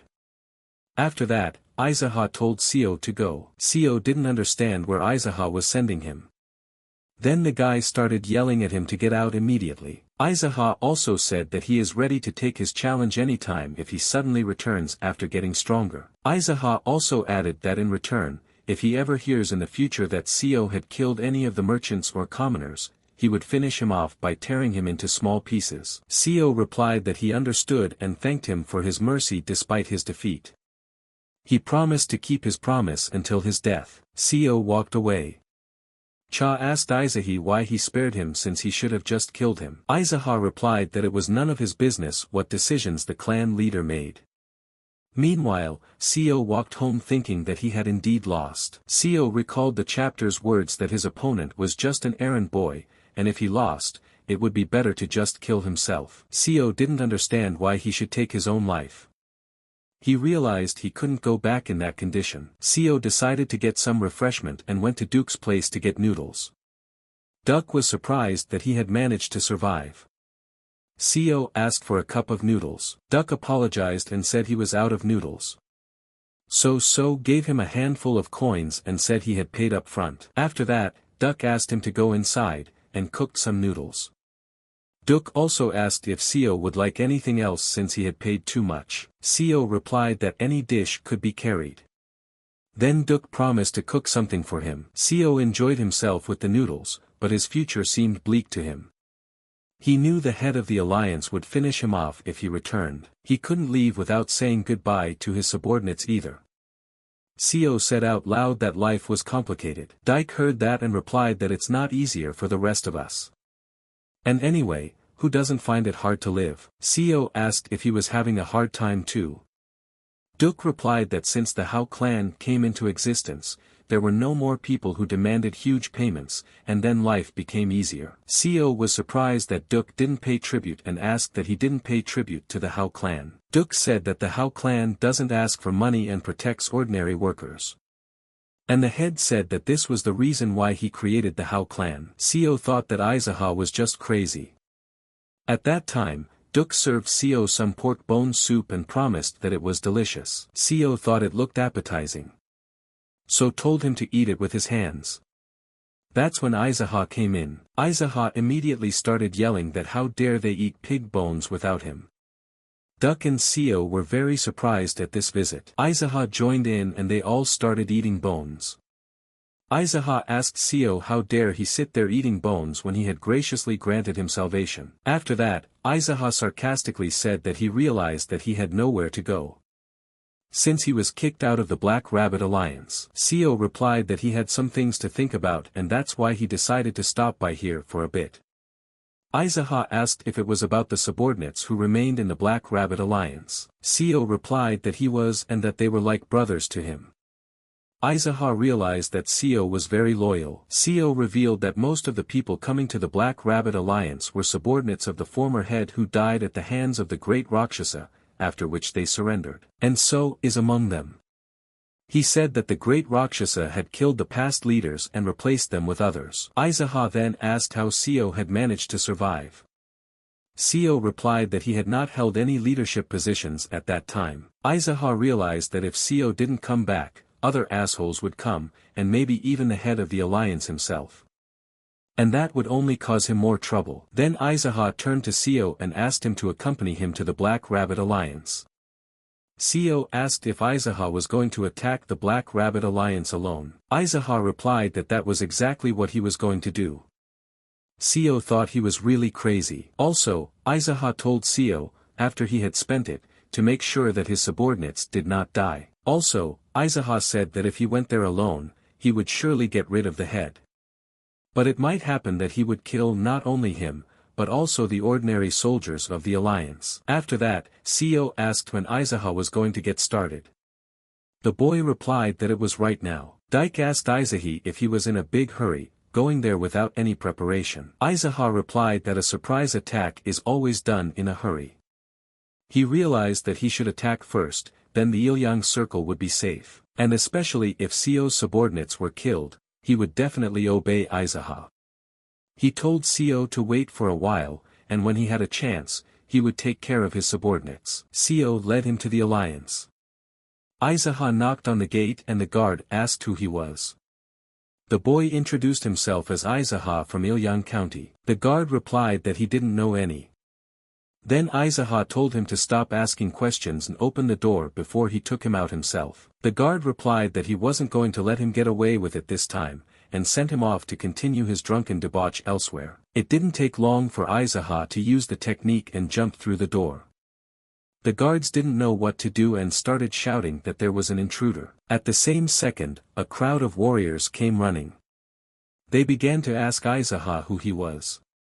The boy explained again that he was Aizaha of Ilyang County. The head heard this and asked if he was the errand boy. Aizaha looked at him and thought that during a verbal duel, answering a question with a question was a decent decision by a strong man. Then Aizaha asked that if he was the same rabbit slave of the great Rakshasa, praised as an old jerk. Aizaha then asked how dare the head of some backwoods gang, whose duty it was to be a slave, send an assassin to him. The warriors thought Aizaha was a real madman. The head replied that since Aizaha was here, Master Seo had lost the battle. Aizaha said there was no point wasting time on useless talk and it was worth fighting. The head asked why he would do that. Then Aizaha told everyone to listen, that if their leader stood against him alone, he would be a good leader, regardless of his skills, and continued that he was sure the chapter had a hunch about his skills. And if the head orders his warriors to attack him first, he is not worthy to have them serve him. After that, Aizaha added that their leader was a lowly scum of a hyukdo. And also a cowardly coward who can't do anything. The head asked, wondering if Aizaha thought there would be a single master who would give in so easily to the trivial provocations of an errand boy. Unexpectedly, Seo appeared and asked the head that if he was going to send his subordinates to their deaths this time too. The head asked Seo that he had not made it clear that he would kill himself if he failed. He also said that begging for mercy was not befitting of a master. Seo replied that his life was his alone, so it was up to him to decide what to do with it. And she is not so close to the head that he decides whether to live or die. The head couldn't bear such insolence. So he asked Aizaha why he kept Seo alive. Aizaha replied that he was just not a dummy like him. Seo turned to the warriors and ordered the Golden Dragon Pavilion to come to his side, as he was betting his life on the victory of the Hao clan head from Ilyang. The warriors went over to Seo's side. The head couldn't believe that they dared to do that. Seo told the head that if he was so confident in his abilities, he didn't need to involve his subordinates in this fight, but to fight Aizaha one-on-one. The head replied that after he dealt with that boy, he wouldn't just leave them alone. He then turned to Aizaha and said that he accepts his challenge. Aizaha replied that he should stop acting like he was being forced to do something he didn't want to do. Aizaha turned to the warriors and said that this battle is only between him and this rabbit. Therefore, anyone who interferes will die. Suddenly, one of the warriors started shouting that how dare he treat the head like that. The warrior attacked Isaac. However, Aizaha eliminated the man with a flick, as if he had killed some fly. The head looked at Aiza and said he was too noisy. Seo walked over to the boy and asked to use his sword. Since undoubtedly the sword of the head of the alliance is sharp, however his is also good. Aizaha realized that for a warrior, handing his sword to someone was tantamount to trusting him with his life. Besides, it was said that this sword was a weapon that Seo treasured very much. Aizaha replied that he would use his sword and bring it back. After that, Aizaha turned to the head and called him a worthless rabbit. The head drew his sword in response. Aizaha attacked first. Their swords met in combat. The warriors couldn't understand what the hell was going on. Some errand boy fighting the head of the Black Rabbit Alliance on equal footing. However, Seo realized that they weren't fighting on equal footing. And Aizaha wasn't even making much of an effort. He deliberately allows clashes in order to discern the martial arts of the head of the alliance, the fighting techniques of the great Rakshasa. Seo realized that there would soon be nothing to observe.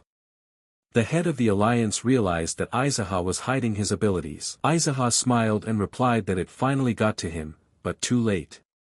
The guy threw a punch, after which the head leaned back. The head immediately began shouting to his soldiers to kill Aiza. Seo began to shout to the head that he himself had said he should end his life in case of defeat. The head told him to shut up. Seo turned to the warriors and told them to stand still, and if they ignored the head's orders, he would handle it. The warriors did just that.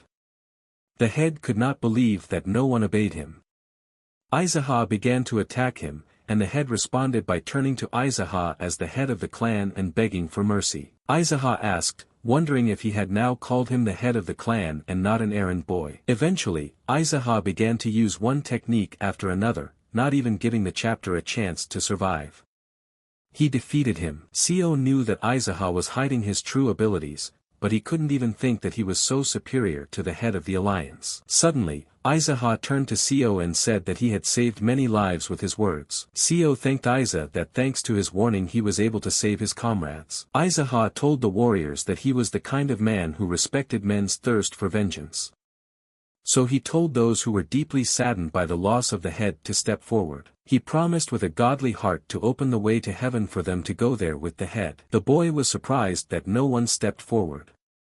Since it seemed to him that today was the perfect day to die, and it seemed that there would be someone who would want to go to heaven after the head. Aizaha turned to the warriors again and said that it's not every day you get a chance to challenge an errand boy. No one ever stepped forward, so Aizaha said that this was the last opportunity.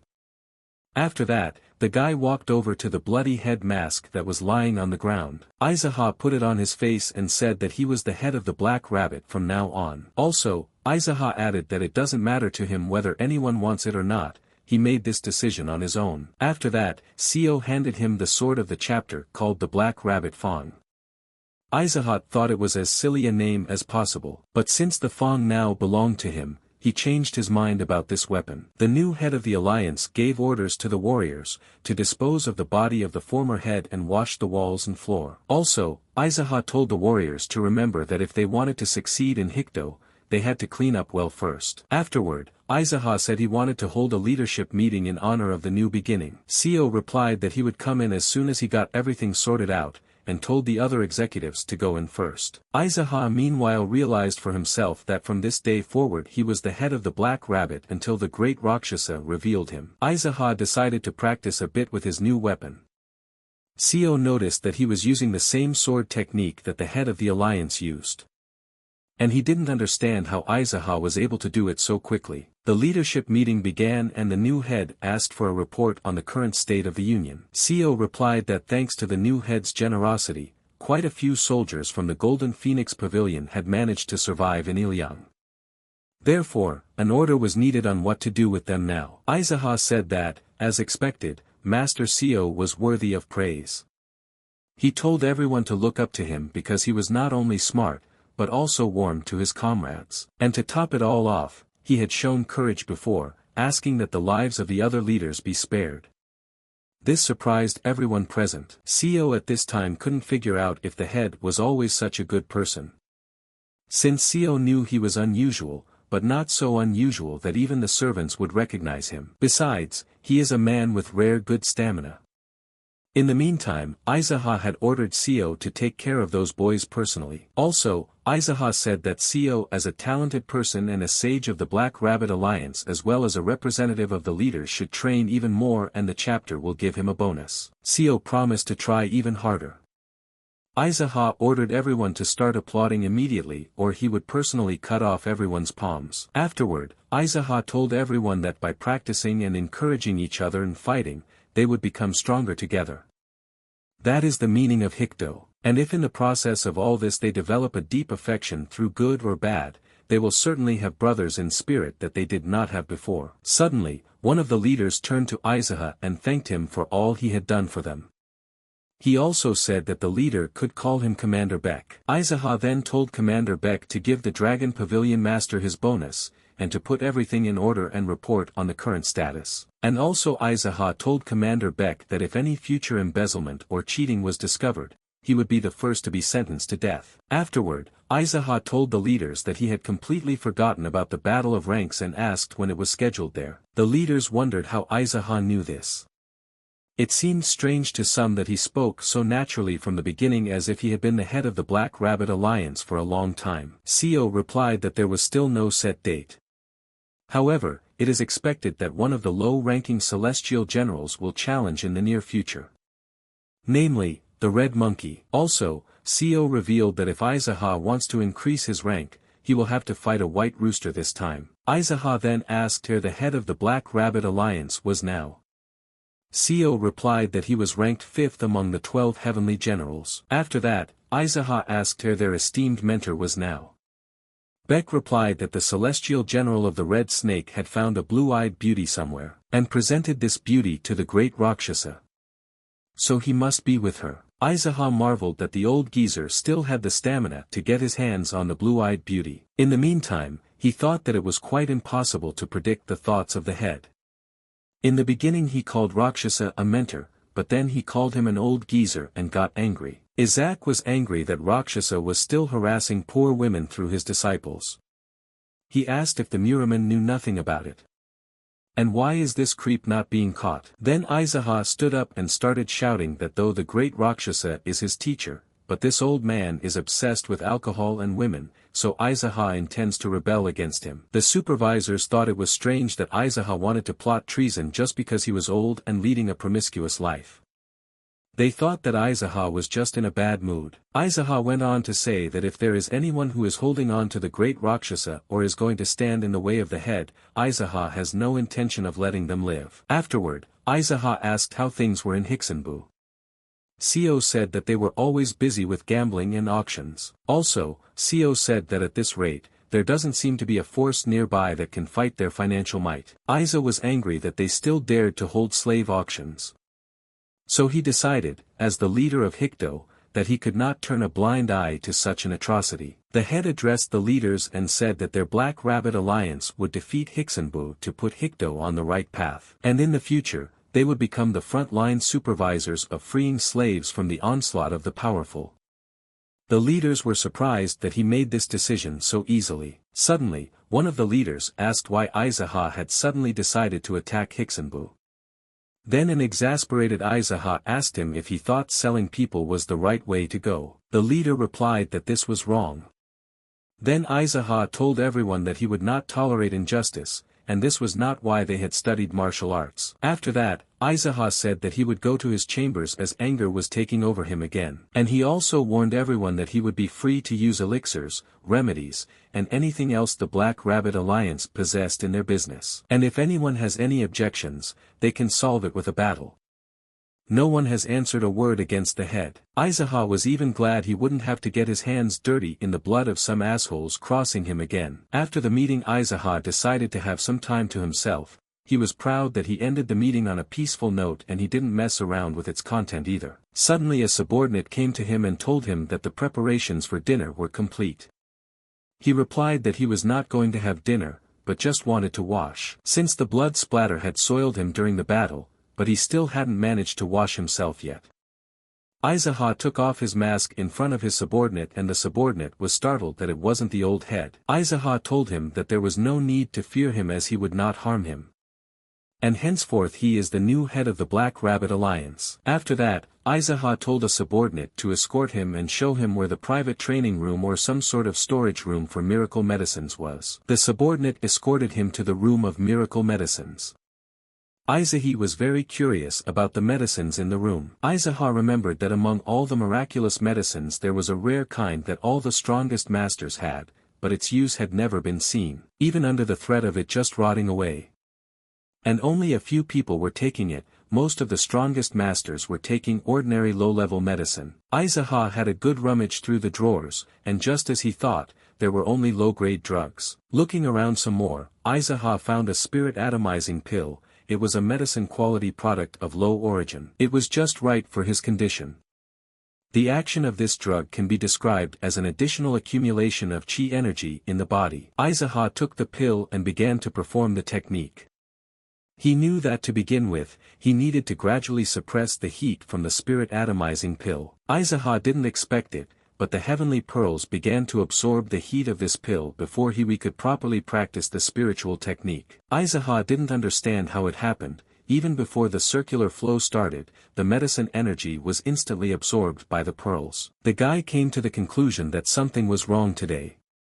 Normally, heavenly pearls absorbed things like spirit, vitality, and martial resolve, accumulating them. But he had absorbed even the energy of the drug that Aizaha had taken some time ago. The guy couldn't realize that whether the heavenly pearls had an amazing ability to absorb the opponent's energy or inner strength. Aizaha immediately dropped those thoughts, as he only wanted to live like a madman, not really be one and become some kind of monster like the founder of Magi. So Aizaha decided that first, to understand the state of his body, he needed to observe it. Still, the guy decided to come up with a name for the technique just in case. After all, you never know what's going to happen. Aizaha puzzled for a long time and couldn't decide on a title. A divine technique to absorb the heavenly pearls of a mad demon. In a moment, the guy ordered himself to stop. Aizaha told himself to put such nonsense out of his mind. Since if he had returned to the past, honored by an ironic fate, was there anything impossible for him? Aizaha wanted to pull the locker towards him with his mind.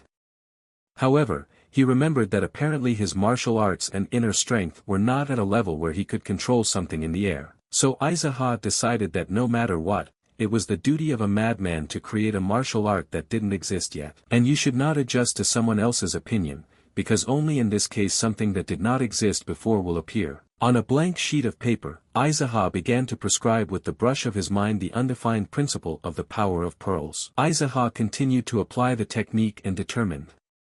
A great technique of outstanding absorption of heavenly pearls. And the existence of his heavenly pearls is a secret. Therefore he omitted these two words and obtained the great technique of eminent absorption. The next day, subordinates reported to Aizaha that someone was urgently looking for him. CO reported that some woman said she had come to give him an update on the latest news in Ilyang County. CO also added that if it wasn't for this one, he would have chased her away immediately, but he thought that Aizaha would be interested in hearing about matters concerning Ilyang County. Aizaha had no idea what kind of news there might be. After all, as long as the Black Rabbit Alliance was under his leadership, Ilyang shouldn't have any problems. CO asked the head whether to let the woman in. Aizaha replied that he could bring her in. A woman entered and Aizaha recognized it as the same woman who had poured him liquor named Sun. Seo ordered the woman to give the head a detailed account of everything that had happened. The woman introduced herself and said her name was Song and she was from Ilyang County. Aizaha replied that she had a beautiful name. The woman thanked him and told him that there was a place in Ilion called the Aizahayan. And the local errand boy, after these words, those around realized that the woman was about to start telling the chapter about himself. The woman continued that this acolyte dared to interfere with the management of the Black Rabbit Alliance. Seo realized that this woman was reporting Aizaha directly to his eyes. Aizaha replied that he understood everything. And so, this errand boy from Aizaha's inn killed all the innkeepers and completely took over Ilion. The woman began to confirm that this was the case. Then, the head asked her if this was not good news. Sung didn't understand what the head meant. Afterward, Aizaha asked her if such a brave lady had somewhere to go. The woman replied that she had nowhere to go. Aizaha couldn't understand how it was that such a valiant girl was without a place to go. The head then asked her that maybe he should allocate her the position of managing maid. Sung was excited and of course immediately agreed. Aizaha said that a girl with a brave spirit was very valuable and she could start working in the Black Rabbit Alliance. The head said she was the right age plus she had worked at Maewa's inn, so she had enough experience. The girl couldn't be pleased and promised the chapter that she wouldn't let him down. In return, Aizaha asked her to promise him two things. Aizaha warned her that if she betrayed him, she would die. And she should especially watch her mouth. Sung thought about it and she thought she had heard it somewhere before. The woman replied that she would always follow the will of the head. Then Aizaha said that she was hired. Dream was overwhelmed with emotion. She began to thank the head and promised that she would serve him wholeheartedly in the future. The head replied that she should be grateful for the second chance he gave her. And he hoped they would work together. Sung didn't understand what chance he was talking about. Then the head took off his mask, and Sung was speechless. The girl immediately collapsed to the ground and gave no sign of life. Seo went over to her and said that it looked like she had fainted from the fright. Aizaha ordered Seo to order the servants to take care of the woman. Seo was surprised that the head wanted to take care of her. Then Aizaha asked him what he proposed to do with the man who had fainted and had nowhere to go. Aizaha turned to everyone present, and ordered everyone to remember how much of a merciful man he was. The next day came, and Aizaha began his training. He shouted to the warriors to each do 500 basic push-ups. And also told everyone to remember that Hikdo is about training, learning, and competing. Aizaha said that from now on, they focus only on nurturing their power, except for the time allotted to eat, sleep and go to the bathroom. The head yelled that no one takes Hikdo seriously right now, and that's the first reason they need to get stronger. He ordered the warriors of the Golden Dragon Pavilion to go to the backyard and prepare sandbags, bring them over, and then place them on the backs of their push-up comrades. Also, Aizaha ordered that Seo should tread with them and see to it. Meanwhile, the head ordered that the leaders do 100 push-ups, and those who are finished take wooden swords and beat those who try to cheat with them. Aizaha watched all of this and noticed that those strange ones in Hyukdo were even using Jigong just to go after the wooden swords. Meanwhile, Aizaha shouted that they had better finish their push-ups quickly, as the Golden Dragon Pavilion would soon bring sandbags. The head shouted to them to move faster. Suddenly one of the warriors made a sound.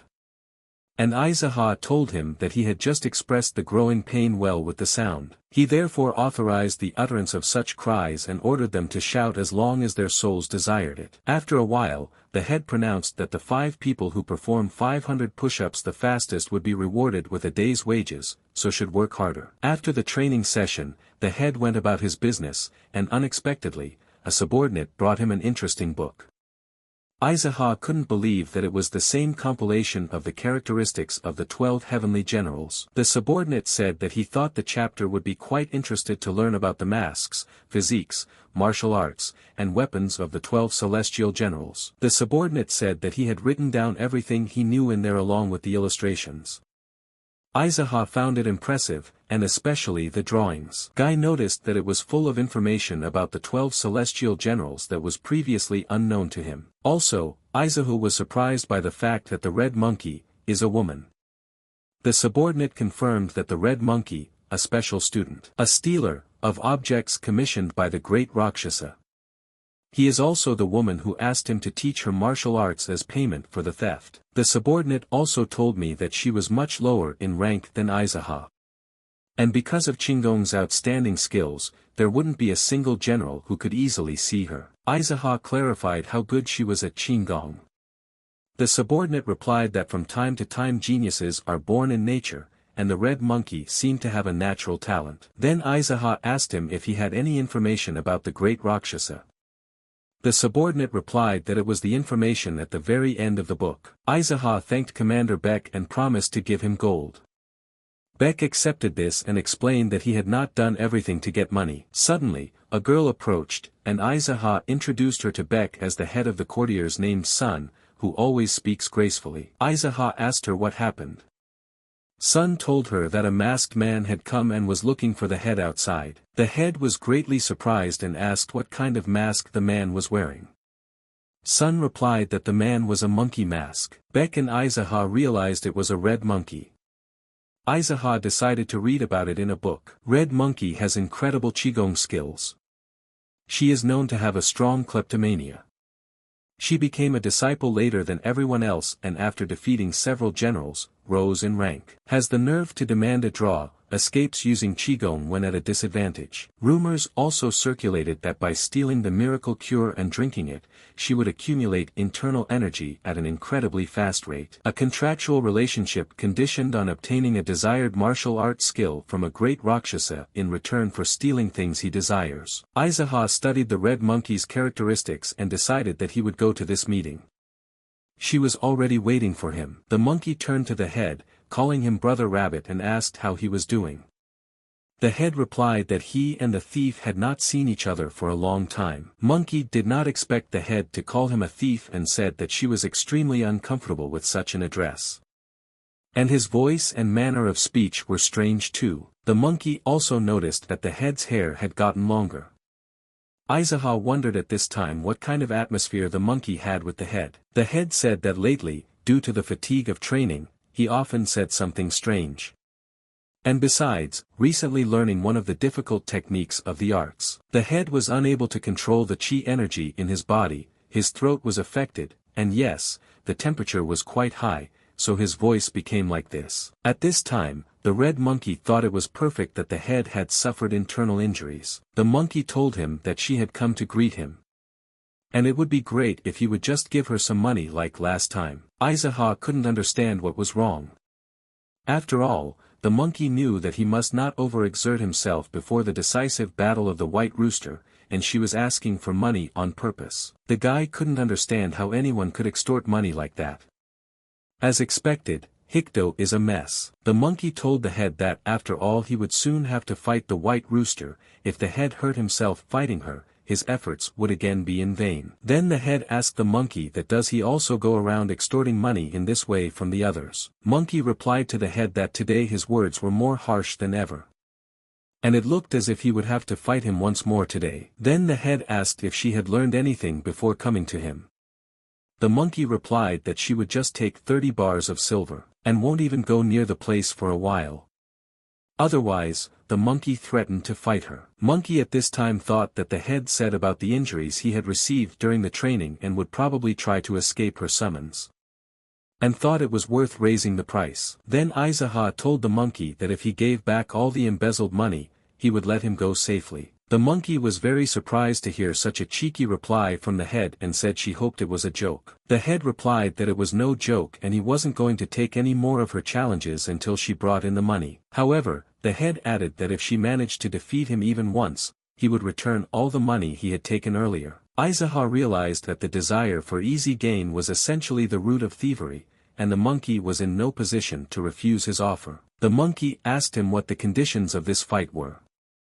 The head replied that it was up to her to decide. Monkey couldn't understand why the head was so sure of himself.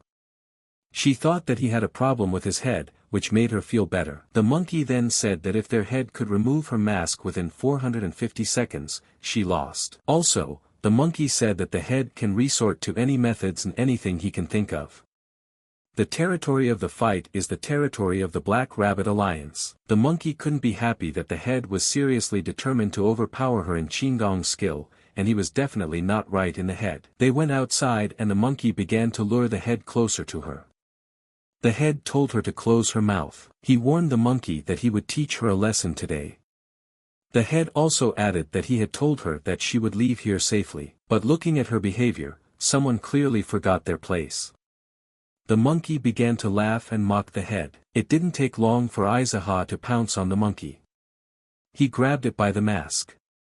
However, the monkey miraculously got behind his back. Meanwhile, Seo and Commander Beck watched from the sidelines.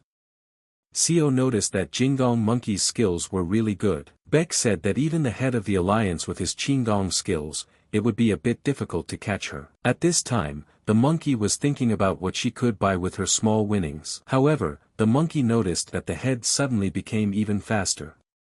At that time, the head chased the monkey with all his might. He applied that great technique of outstanding absorption.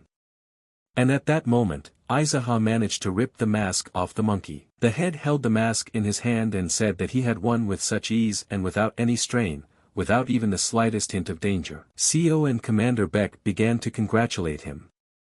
Aizaha told Seo to take a look at that monkey sister and bring her to consciousness. Aizaha said the monkey might come around in the middle of the night after they carry its body out of there, and then she'll raid the elixir vault, or steal funds from the Black Rabbit Alliance fund. He'll make a quick getaway with the loot. But that wouldn't work with the head. So he ordered his subordinates to be on guard, and that was especially true of her sweet traps, even more so in the dark faction. The subordinates replied that they understood. Suddenly someone addressed the head and called him brother.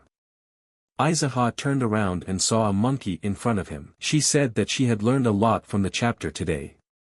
At that moment, everyone present saw her without her mask and thought she was very beautiful. Aizaha thought they were overreacting to such a statement. However, after looking at her, the head thought she was literally this sweet trap. In the end, the monkey was tied up. At that moment, she thought she couldn't even move a finger, but she was also pressed on her chi points. While the monkey was tied up, she came to the conclusion that the head was definitely not the brother she knew. Since his abilities, manner of speech, and even the aura around him, it all doesn't belong to Brother Rabbit. Monkey blamed herself that she should have realized this sooner and taken some action. Unexpectedly, Beck came in. He told the monkey that he had come by order of the head of the union and apologized for his rudeness. The monkey got angry and replied that it was more than just rudeness. Then Chak sat down and got some paper and ink. Monkey asked him what he was doing. Beck said that the head had asked him to sketch the face of one of the celestial generals, and in great detail. The monkey started yelling that he was going to tear him to pieces. Beck explained that he was just an old man, told to paint, so he painted. Beck also told the monkey that the head is much scarier than he thinks. And he's just following orders from the head. The girl then began to ask why the chapter needed her face. Beck explained that she was famous for being a thief. And the head said that if she ran away or refused to help the alliance, the portrait that Beck would draw would be given to the Murima alliance. The girl nearly went mad with anger, but Beck asked her not to move as he wanted to sketch her in as much detail as possible. The monkey became angry that the old man was looking at her. Then Beck asked her how else he could sketch her in spite of those shapes. The monkey shouted for Beck to stop immediately. Then Beck replied that though she was as much a heavenly general as his head, but it is very unpleasant to hear a man who is old enough to be your grandchildren addressed in a disrespectful manner. The monkey smiled and asked Beck what he was going to do to her. Then Beck asked if he needed to draw her naked. Anger took over the monkey. Beck said he was joking and would try to do everything as quickly as possible, so there was no need to be angry with him, since he has no other choice or he will die. However, the monkey at that moment thought that Beck was not drawing it because he had no choice. Beck began to tell the monkey that as she could already realize, the head in charge earlier was dead. Without even a decent fight back, flying over the fence and losing his limbs, he died. Beck said that he thought the monkey would also be torn to pieces and go after the head. So Beck advised her to show respect to her master after he was so nice to her. The girl hesitated and Beck asked her not to move as it was a very good pose. After a while, Beck finished with the drawings and asked the head if he liked it.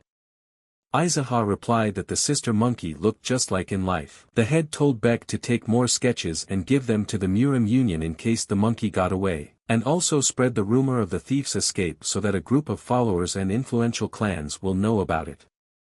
And the reward money is left to Beck's discretion. At this time, the monkey asked the head who he was. Aizaha replied that he had not expected her to realize so quickly that he was not a rabbit. The monkey replied that the mask alone could not conceal his true nature. The girl asked him again who he was that he dared to behave like this with the disciples of the great Rakshasa. The monkey also asked how much self-confidence he had to withstand the wrath of the teacher.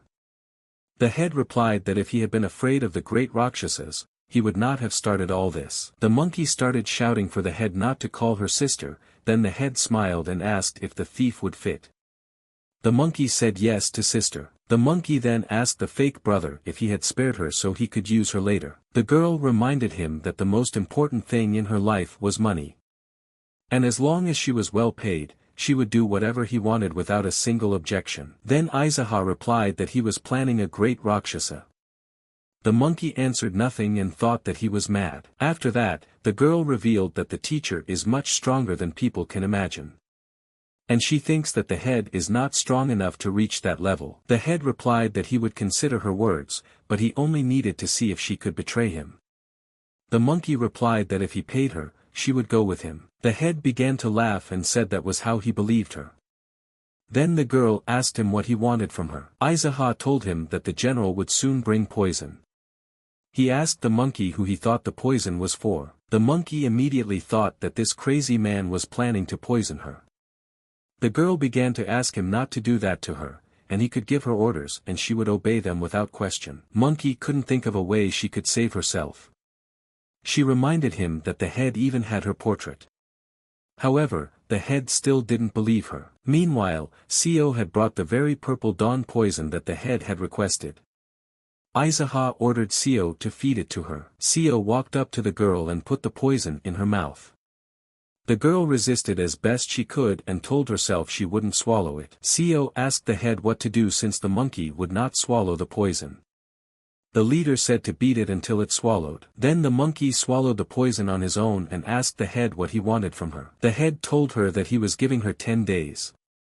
And if in that time she kills a white rat, a yellow horse, or a green dog, he will give her the antidote. He also said that there was no way the monkey would anger the great Rakshasa with this, as duels to the death are common among the 12 celestial generals in one way or another. The monkey replied that these 3 are the ones who bring only evil to people: a bandit, a murderer and a robber. Aizaha replied that as for a thief, she was quite perceptive. After that, the head released her. Monkey rose to his feet and asked the head who he was. Then the head smiled and replied that he was a friendly neighborhood errand boy. Seo couldn't believe that Aizaha had seriously laid all the cards on the table with such ease. Monkey replied that she didn't expect the head to tell everything.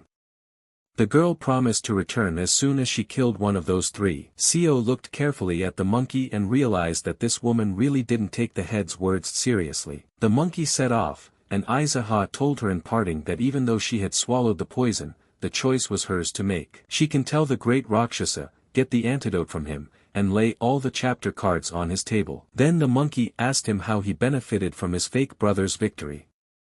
Aizaha replied bluntly that there wasn't much. He just realizes that the monkey himself is tired of silently following the great Rakshasa's pathetic orders, doing all the dirty work for him, giving him all the money. The girl looked at the head carefully and said goodbye. Meanwhile, Seo told the head that he was preparing poison for the first time in his life. Aizaha asked what he had made the poison out of. Seo said that he had just mixed a laxative and a stomach stimulant and made a ball of it with his hands. The head smiled and replied that, as expected of Seo, he was very thorough. The monkey went about her business with incredible speed.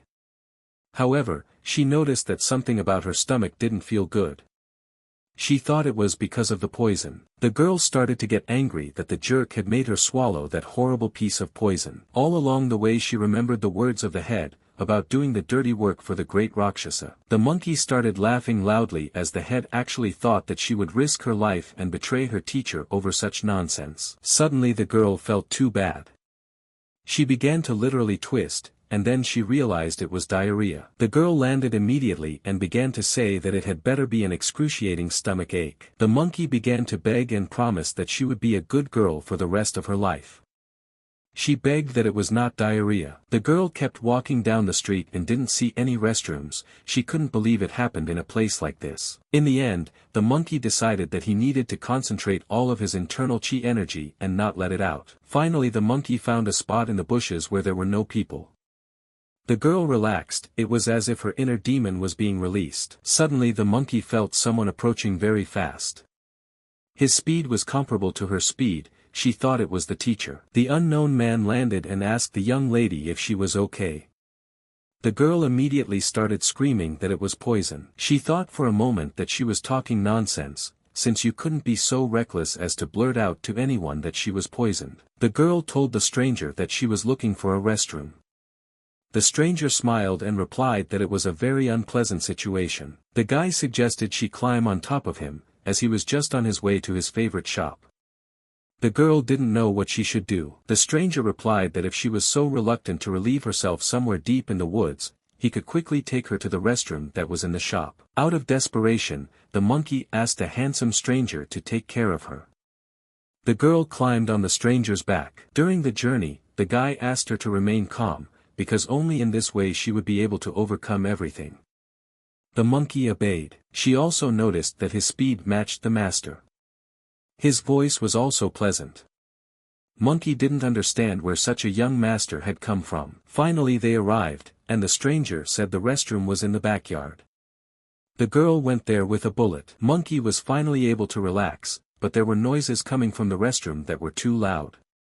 The girl was worried that the handsome stranger could hear it all. Having sorted out her affairs, the monkey was thinking how she could look this guy in the eye now, because he had heard it all anyway. The girl entered the shop and the stranger asked her how she was feeling.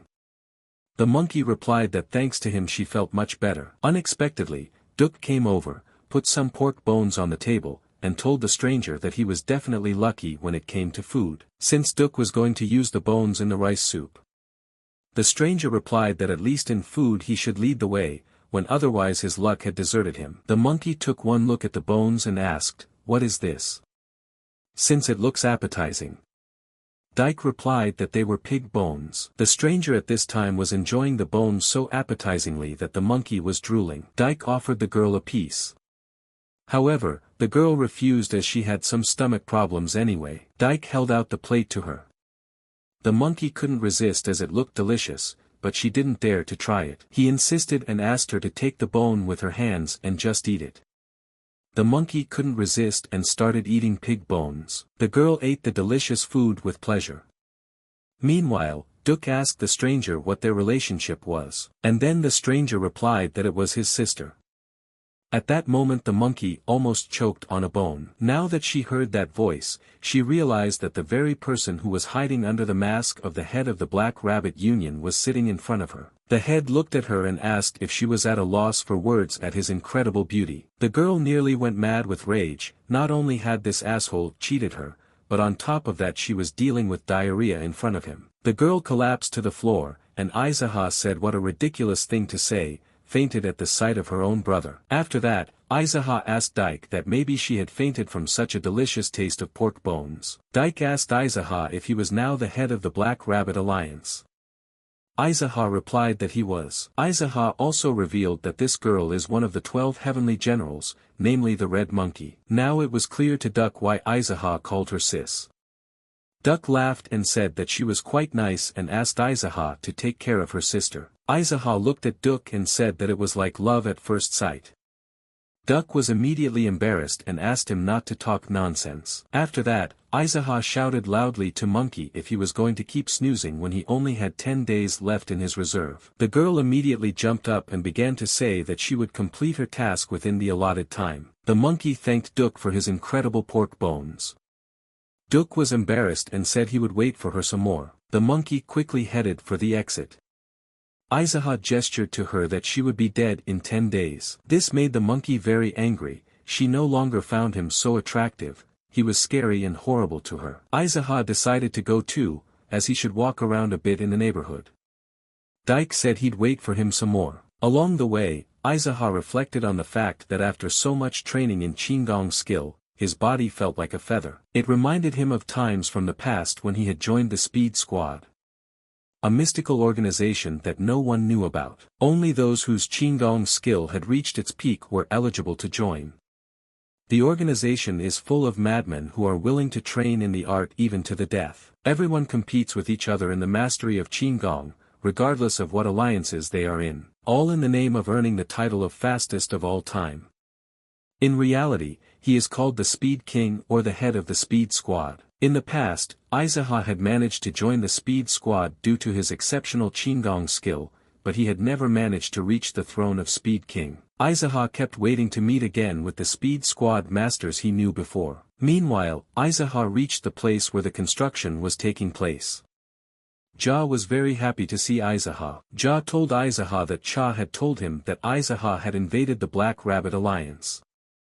Aizaha said that he had sent the head of the alliance to heaven before he told him about all the things he had to do. Therefore, the responsibility for everything going on in the alliance fell entirely on Aizaha's shoulders. Aizaha asked if anyone was giving Ja any trouble, and if there was any movement from the Black Pearl's front. Jia replied that ponytailed soldier Sima was patrolling Ilyang County with his subordinates, so no one has a chance to give them trouble. Aizaha remembered that there is also Sima on Ilyang's guard. Also, Aizaha asked how Cha was doing. Jia laughed and said that Cha was sparring on wooden swords against the soldier Sima. He has been losing to him shamefully for 10 days. Ja also revealed that Cha has already managed to lose all 10 out of 10 sparring sessions. And this event has become a popular entertainment because whenever Sima and Cha fight, a lot of spectators gather around. And Cha calls himself a clan leader and yet he lets himself get beaten up in front of everyone. Aizaha replied that he was ashamed of Cha. Afterward, Aizaha handed Cha a pouch of gold plates. Aizaha told him to keep them with him at all times and to buy people a drink from time to time. Since people work to live, but if they overdo it too much, they will definitely lie down from sickness. Ja replied that it was too much. Aizaha said that there were many people in the Builder clan and Ja could use them for whatever they needed. In parting, Ja thanked Aizaha and wished him a happy journey. Aizaha went about his business when suddenly someone called his name. He turned around and saw a crowd of strangers in front of him. The ringleader said the guy looked like Aizaha. The ringleader's partner had a portrait of Aizaha. Aizaha looked at them and asked if they were the jerks from the Black Pearl front. The lad understood that these people had come to bring discord to Ilian's lands since word had reached them that he was not here. Aizaha knew that dark factions often resorted to such methods. They get to their encirclement without giving them the right to escape. Suddenly, the ringleader of the group introduced himself and said that he was Doc from the Black Pearl front. Doc began to tell Aizaha that the head of the Black Pearl fort had put up a reward of 30 gold plates for his head.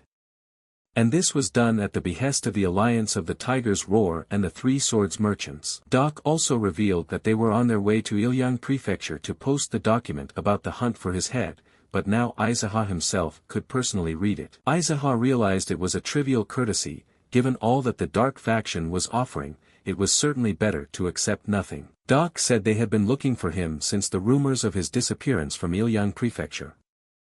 But if Aizaha himself comes to the Black Pearl Fort, though the head will remove the bounty on his head after only paying the Tiger Roar Alliance and the Three Sword merchants decently. Aizaha replied that somehow there were too many of them to just hand over the wanted document. Doc explained that they just heard about his skills and that was why they decided to get together. Aizaha sighed and replied that it was an acceptable excuse. At this point, the boy reflected that there were days when he felt strange. There are days when he can feel nothing, beating crowds of people to death, and days where he tries to avoid senseless killing. And today is one of those days. Aizaha himself doesn't know the reasons for all of this, but he certainly wouldn't be labeled a mad demon if his actions were consistent. So Aizaha replied to the faction that he didn't think he was in the mood to meet their master right now. He promised that he would visit him himself soon. Suddenly Doc shouted after Aizaha that it would be better for him if he walked with them now. Then Aizaha turned around and asked Doc if he was so anxious to go to the other world with his subordinates. Doc replied that he couldn't react otherwise, since Aizaha had killed several influential people and now claimed he would pick a date to appear before them himself. Also Doc said it made no difference whether he killed them all right now or later came to port, or followed there with them right now. And if Aizaha continued to delay his visit like this, he would have to face the men of the Dark Growl Alliance and the Three Swords merchants face to face. Aizaha thought that Doc was not afraid of death at all. So he decided to agree and go to their port of Black Pearls after all. Along the way, Aizaha thought that how sad it was that in this life, as long as he wore the mask, he was the head of the Black Rabbit Alliance that was crushing the forces of the Dark Faction. But as soon as he takes it off that he once again becomes a mad demon whose actions cannot be predicted. Aizaha traveled with the group on a boat along the Hornless Dragon River. Aizaha said goodbye to his hometown and said he was leaving to make some money. He'd be back as soon as he made a hell of a lot of money. Aizaha has asked the town to welcome him with open arms when he returns, and so the errand boy sets off on a boat. The freaks in the faction thought Aizaha was mentally ill since he was communicating with some city. Aizaha looked around and told everyone that they were ugly. And I wonder if they do all these ugly things because of their ugly faces. However, Aizaha still remembered that there was some handsome man he knew, while doing many vile and perverted things. The left hand, the messenger of light. Afterward, Aizaha told everyone present that he believed the abominations had nothing to do with their faces. In any case, Aizaha asked why the hell they were so ugly. And he answered that it was because they'd gotten into a lot of nasty behavior, and it was affecting their faces. Doc asked what kind of nefarious deeds Aizaha was talking about. The boy replied that it was something like slave auctioning. Aizaha had heard that the port of Black Pearls was dabbling in this sort of thing. One of the freaks advised Aizaha to shut down his bread machine. Aizaha then rudely replied that he wasn't done yet and asked the freak what goes through his head when he sees slaves up for auction. The freak laughed loudly and replied that at this moment he was thinking that he needed to earn a little money to get himself a robe too. Everyone on the boat started laughing loudly except Doc ordered everyone to shut their mouths immediately before he interrupted everyone. At this point Doc was thinking that these imbeciles were still not getting the message about how to behave with someone who was going to fight the head of the port in front of them. Doc asked Aizaha to let him ask a question. He asked if Aizaha intended to let them live. At this moment, Aizaha was pondering that his insanity level had begun to rise, and it was unknown if it was because he had left the Ilyang prefecture. Aizaha thought he wouldn't behave like that in this life, like a mad demon from the past. At this time Doc again asked his question in a louder voice. Isaha replied that if they fought among themselves, his mercy would be granted to the one who survived. At that very second Doc stood up and drew his sword. A moment later, Doc had killed all the freaks. Doc approached Aizaha, and the guy said that as promised, he would let him live. Aizaha asked how the Black Pearl port was doing. Doc replied that it was business as usual, just crawling with idiots. After a while they arrived at the ancient city of Black Sand. It's the military headquarters of the Black Pearls. The boat docked at the pier, and they were met on the shore by armed men. Doc came out first and said that he had brought Aiza, according to his master's orders. The warriors cleared the way, and Doc traveled with Aizaha to the city. Aizaha noticed that the town was very poor. However, he didn't expect that there were commoners in the port of Black Pearls. Though it made sense, considering that some people were stolen, turning them into slaves. Aizaha, along with Doc, arrived at the tallest and most beautiful building in the city. At the gate, a guard asked Doc what had brought him there. Doc replied that he had brought Aiza and that this should be conveyed to the head of the port. The fellow opened the gate at once. Aizahu was led to the meeting. He noticed that there were mostly old men there, so it became even more incomprehensible to him why old men would engage in such an abomination when they are not even capable of enjoying wealth. Suddenly Doc shouted to the whole hall that, according to their orders, he had brought Aiza. All the old men at once threw their attention to them. Aizaha wanted to sit down and ask the old man to move, but he did not even hear him. So Aizaha had to hit him and get a chair for himself. One of the people present began to shout how Aizaha dared to raise his hand against the leader. However, the leader shut his mouth. The head turned to Aizaha and said that he knew he had a long way to go, so he would get right to the point. The head said that he was aware that Aizaha had killed 3 people of the Black Pearl Port and that it was due to his house catching fire.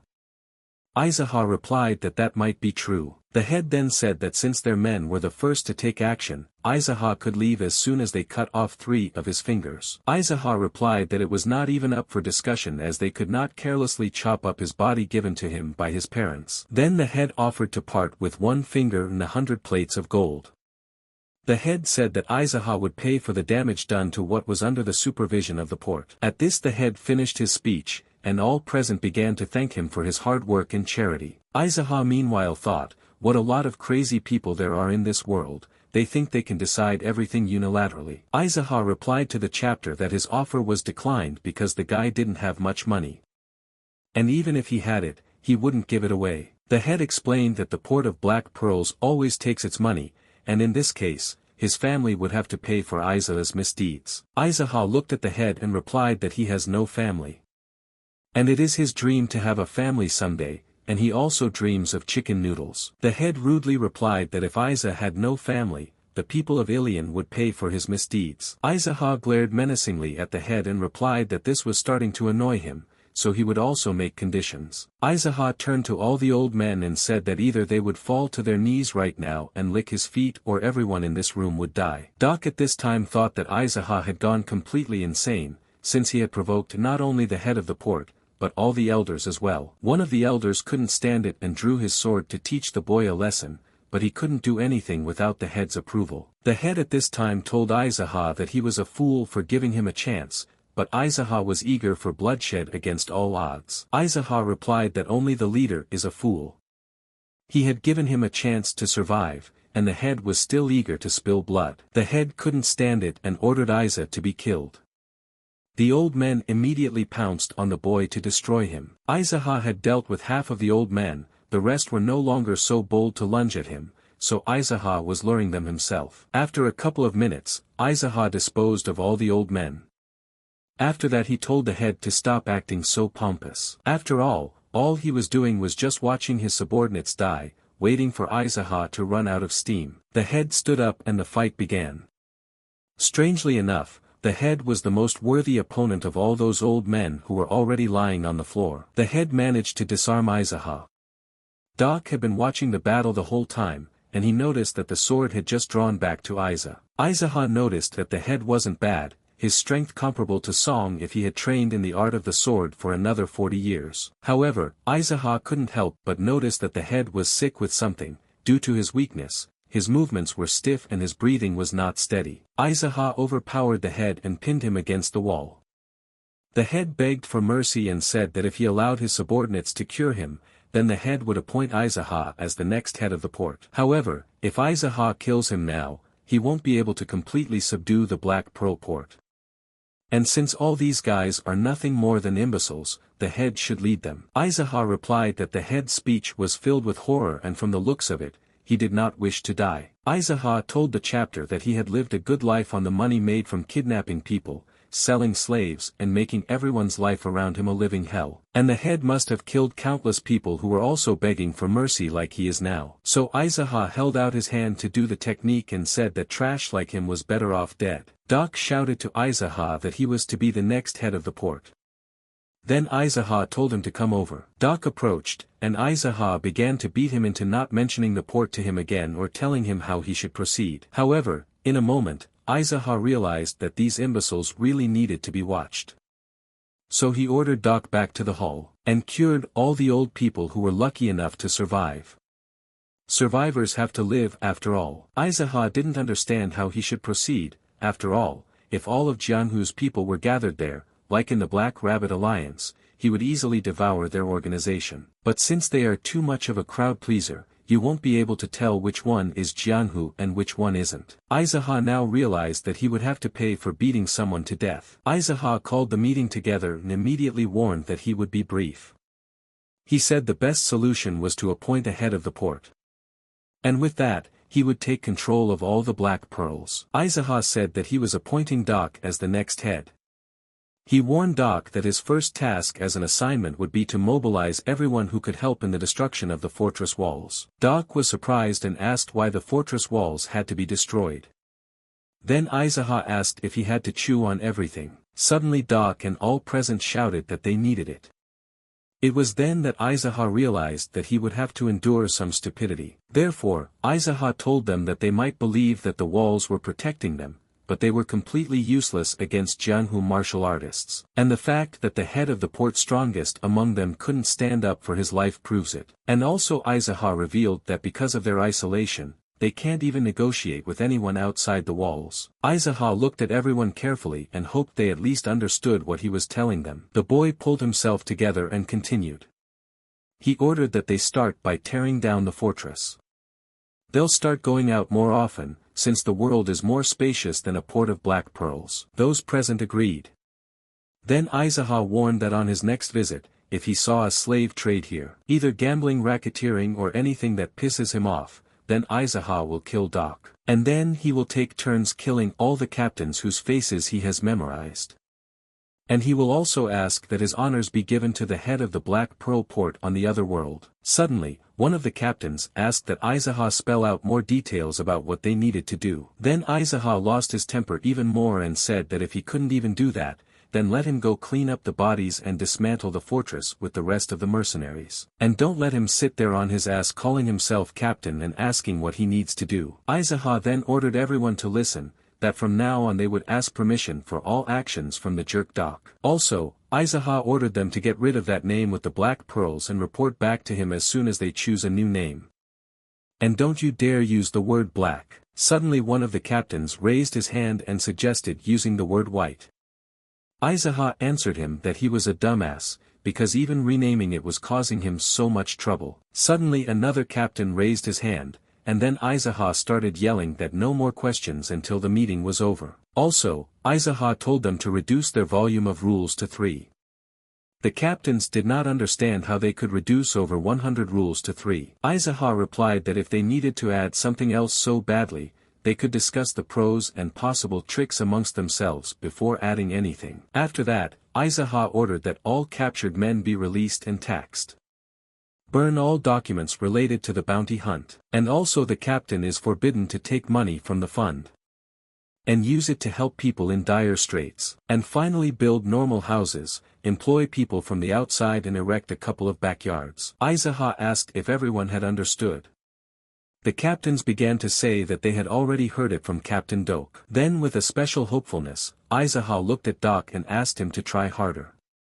He also ordered him to get a change of clothes, since Aizaha had gotten a little dirty. After that, Aizaha returned to the Black Rabbit Alliance. He didn't understand why there was such silence. He assumed that those lazy people were slacking off on their training again. Unexpectedly, Beck came running in. Aizaha asked him why there was such silence. Beck replied that it was not that simple, and the golden boar was here. Aizaha went to research information about the golden boar. No one knows if this man became a golden boar because of his gluttony, or if his gluttony was related to becoming a golden boar. His martial arts level is between the 7th and 8th rank. And he is known to have become the strongest disciple of the great Rakshasa because of his physical strength and the condition of his body. He has long been the young head of a wealthy group of traders, bringing in huge sums of money to the great Rakshasa.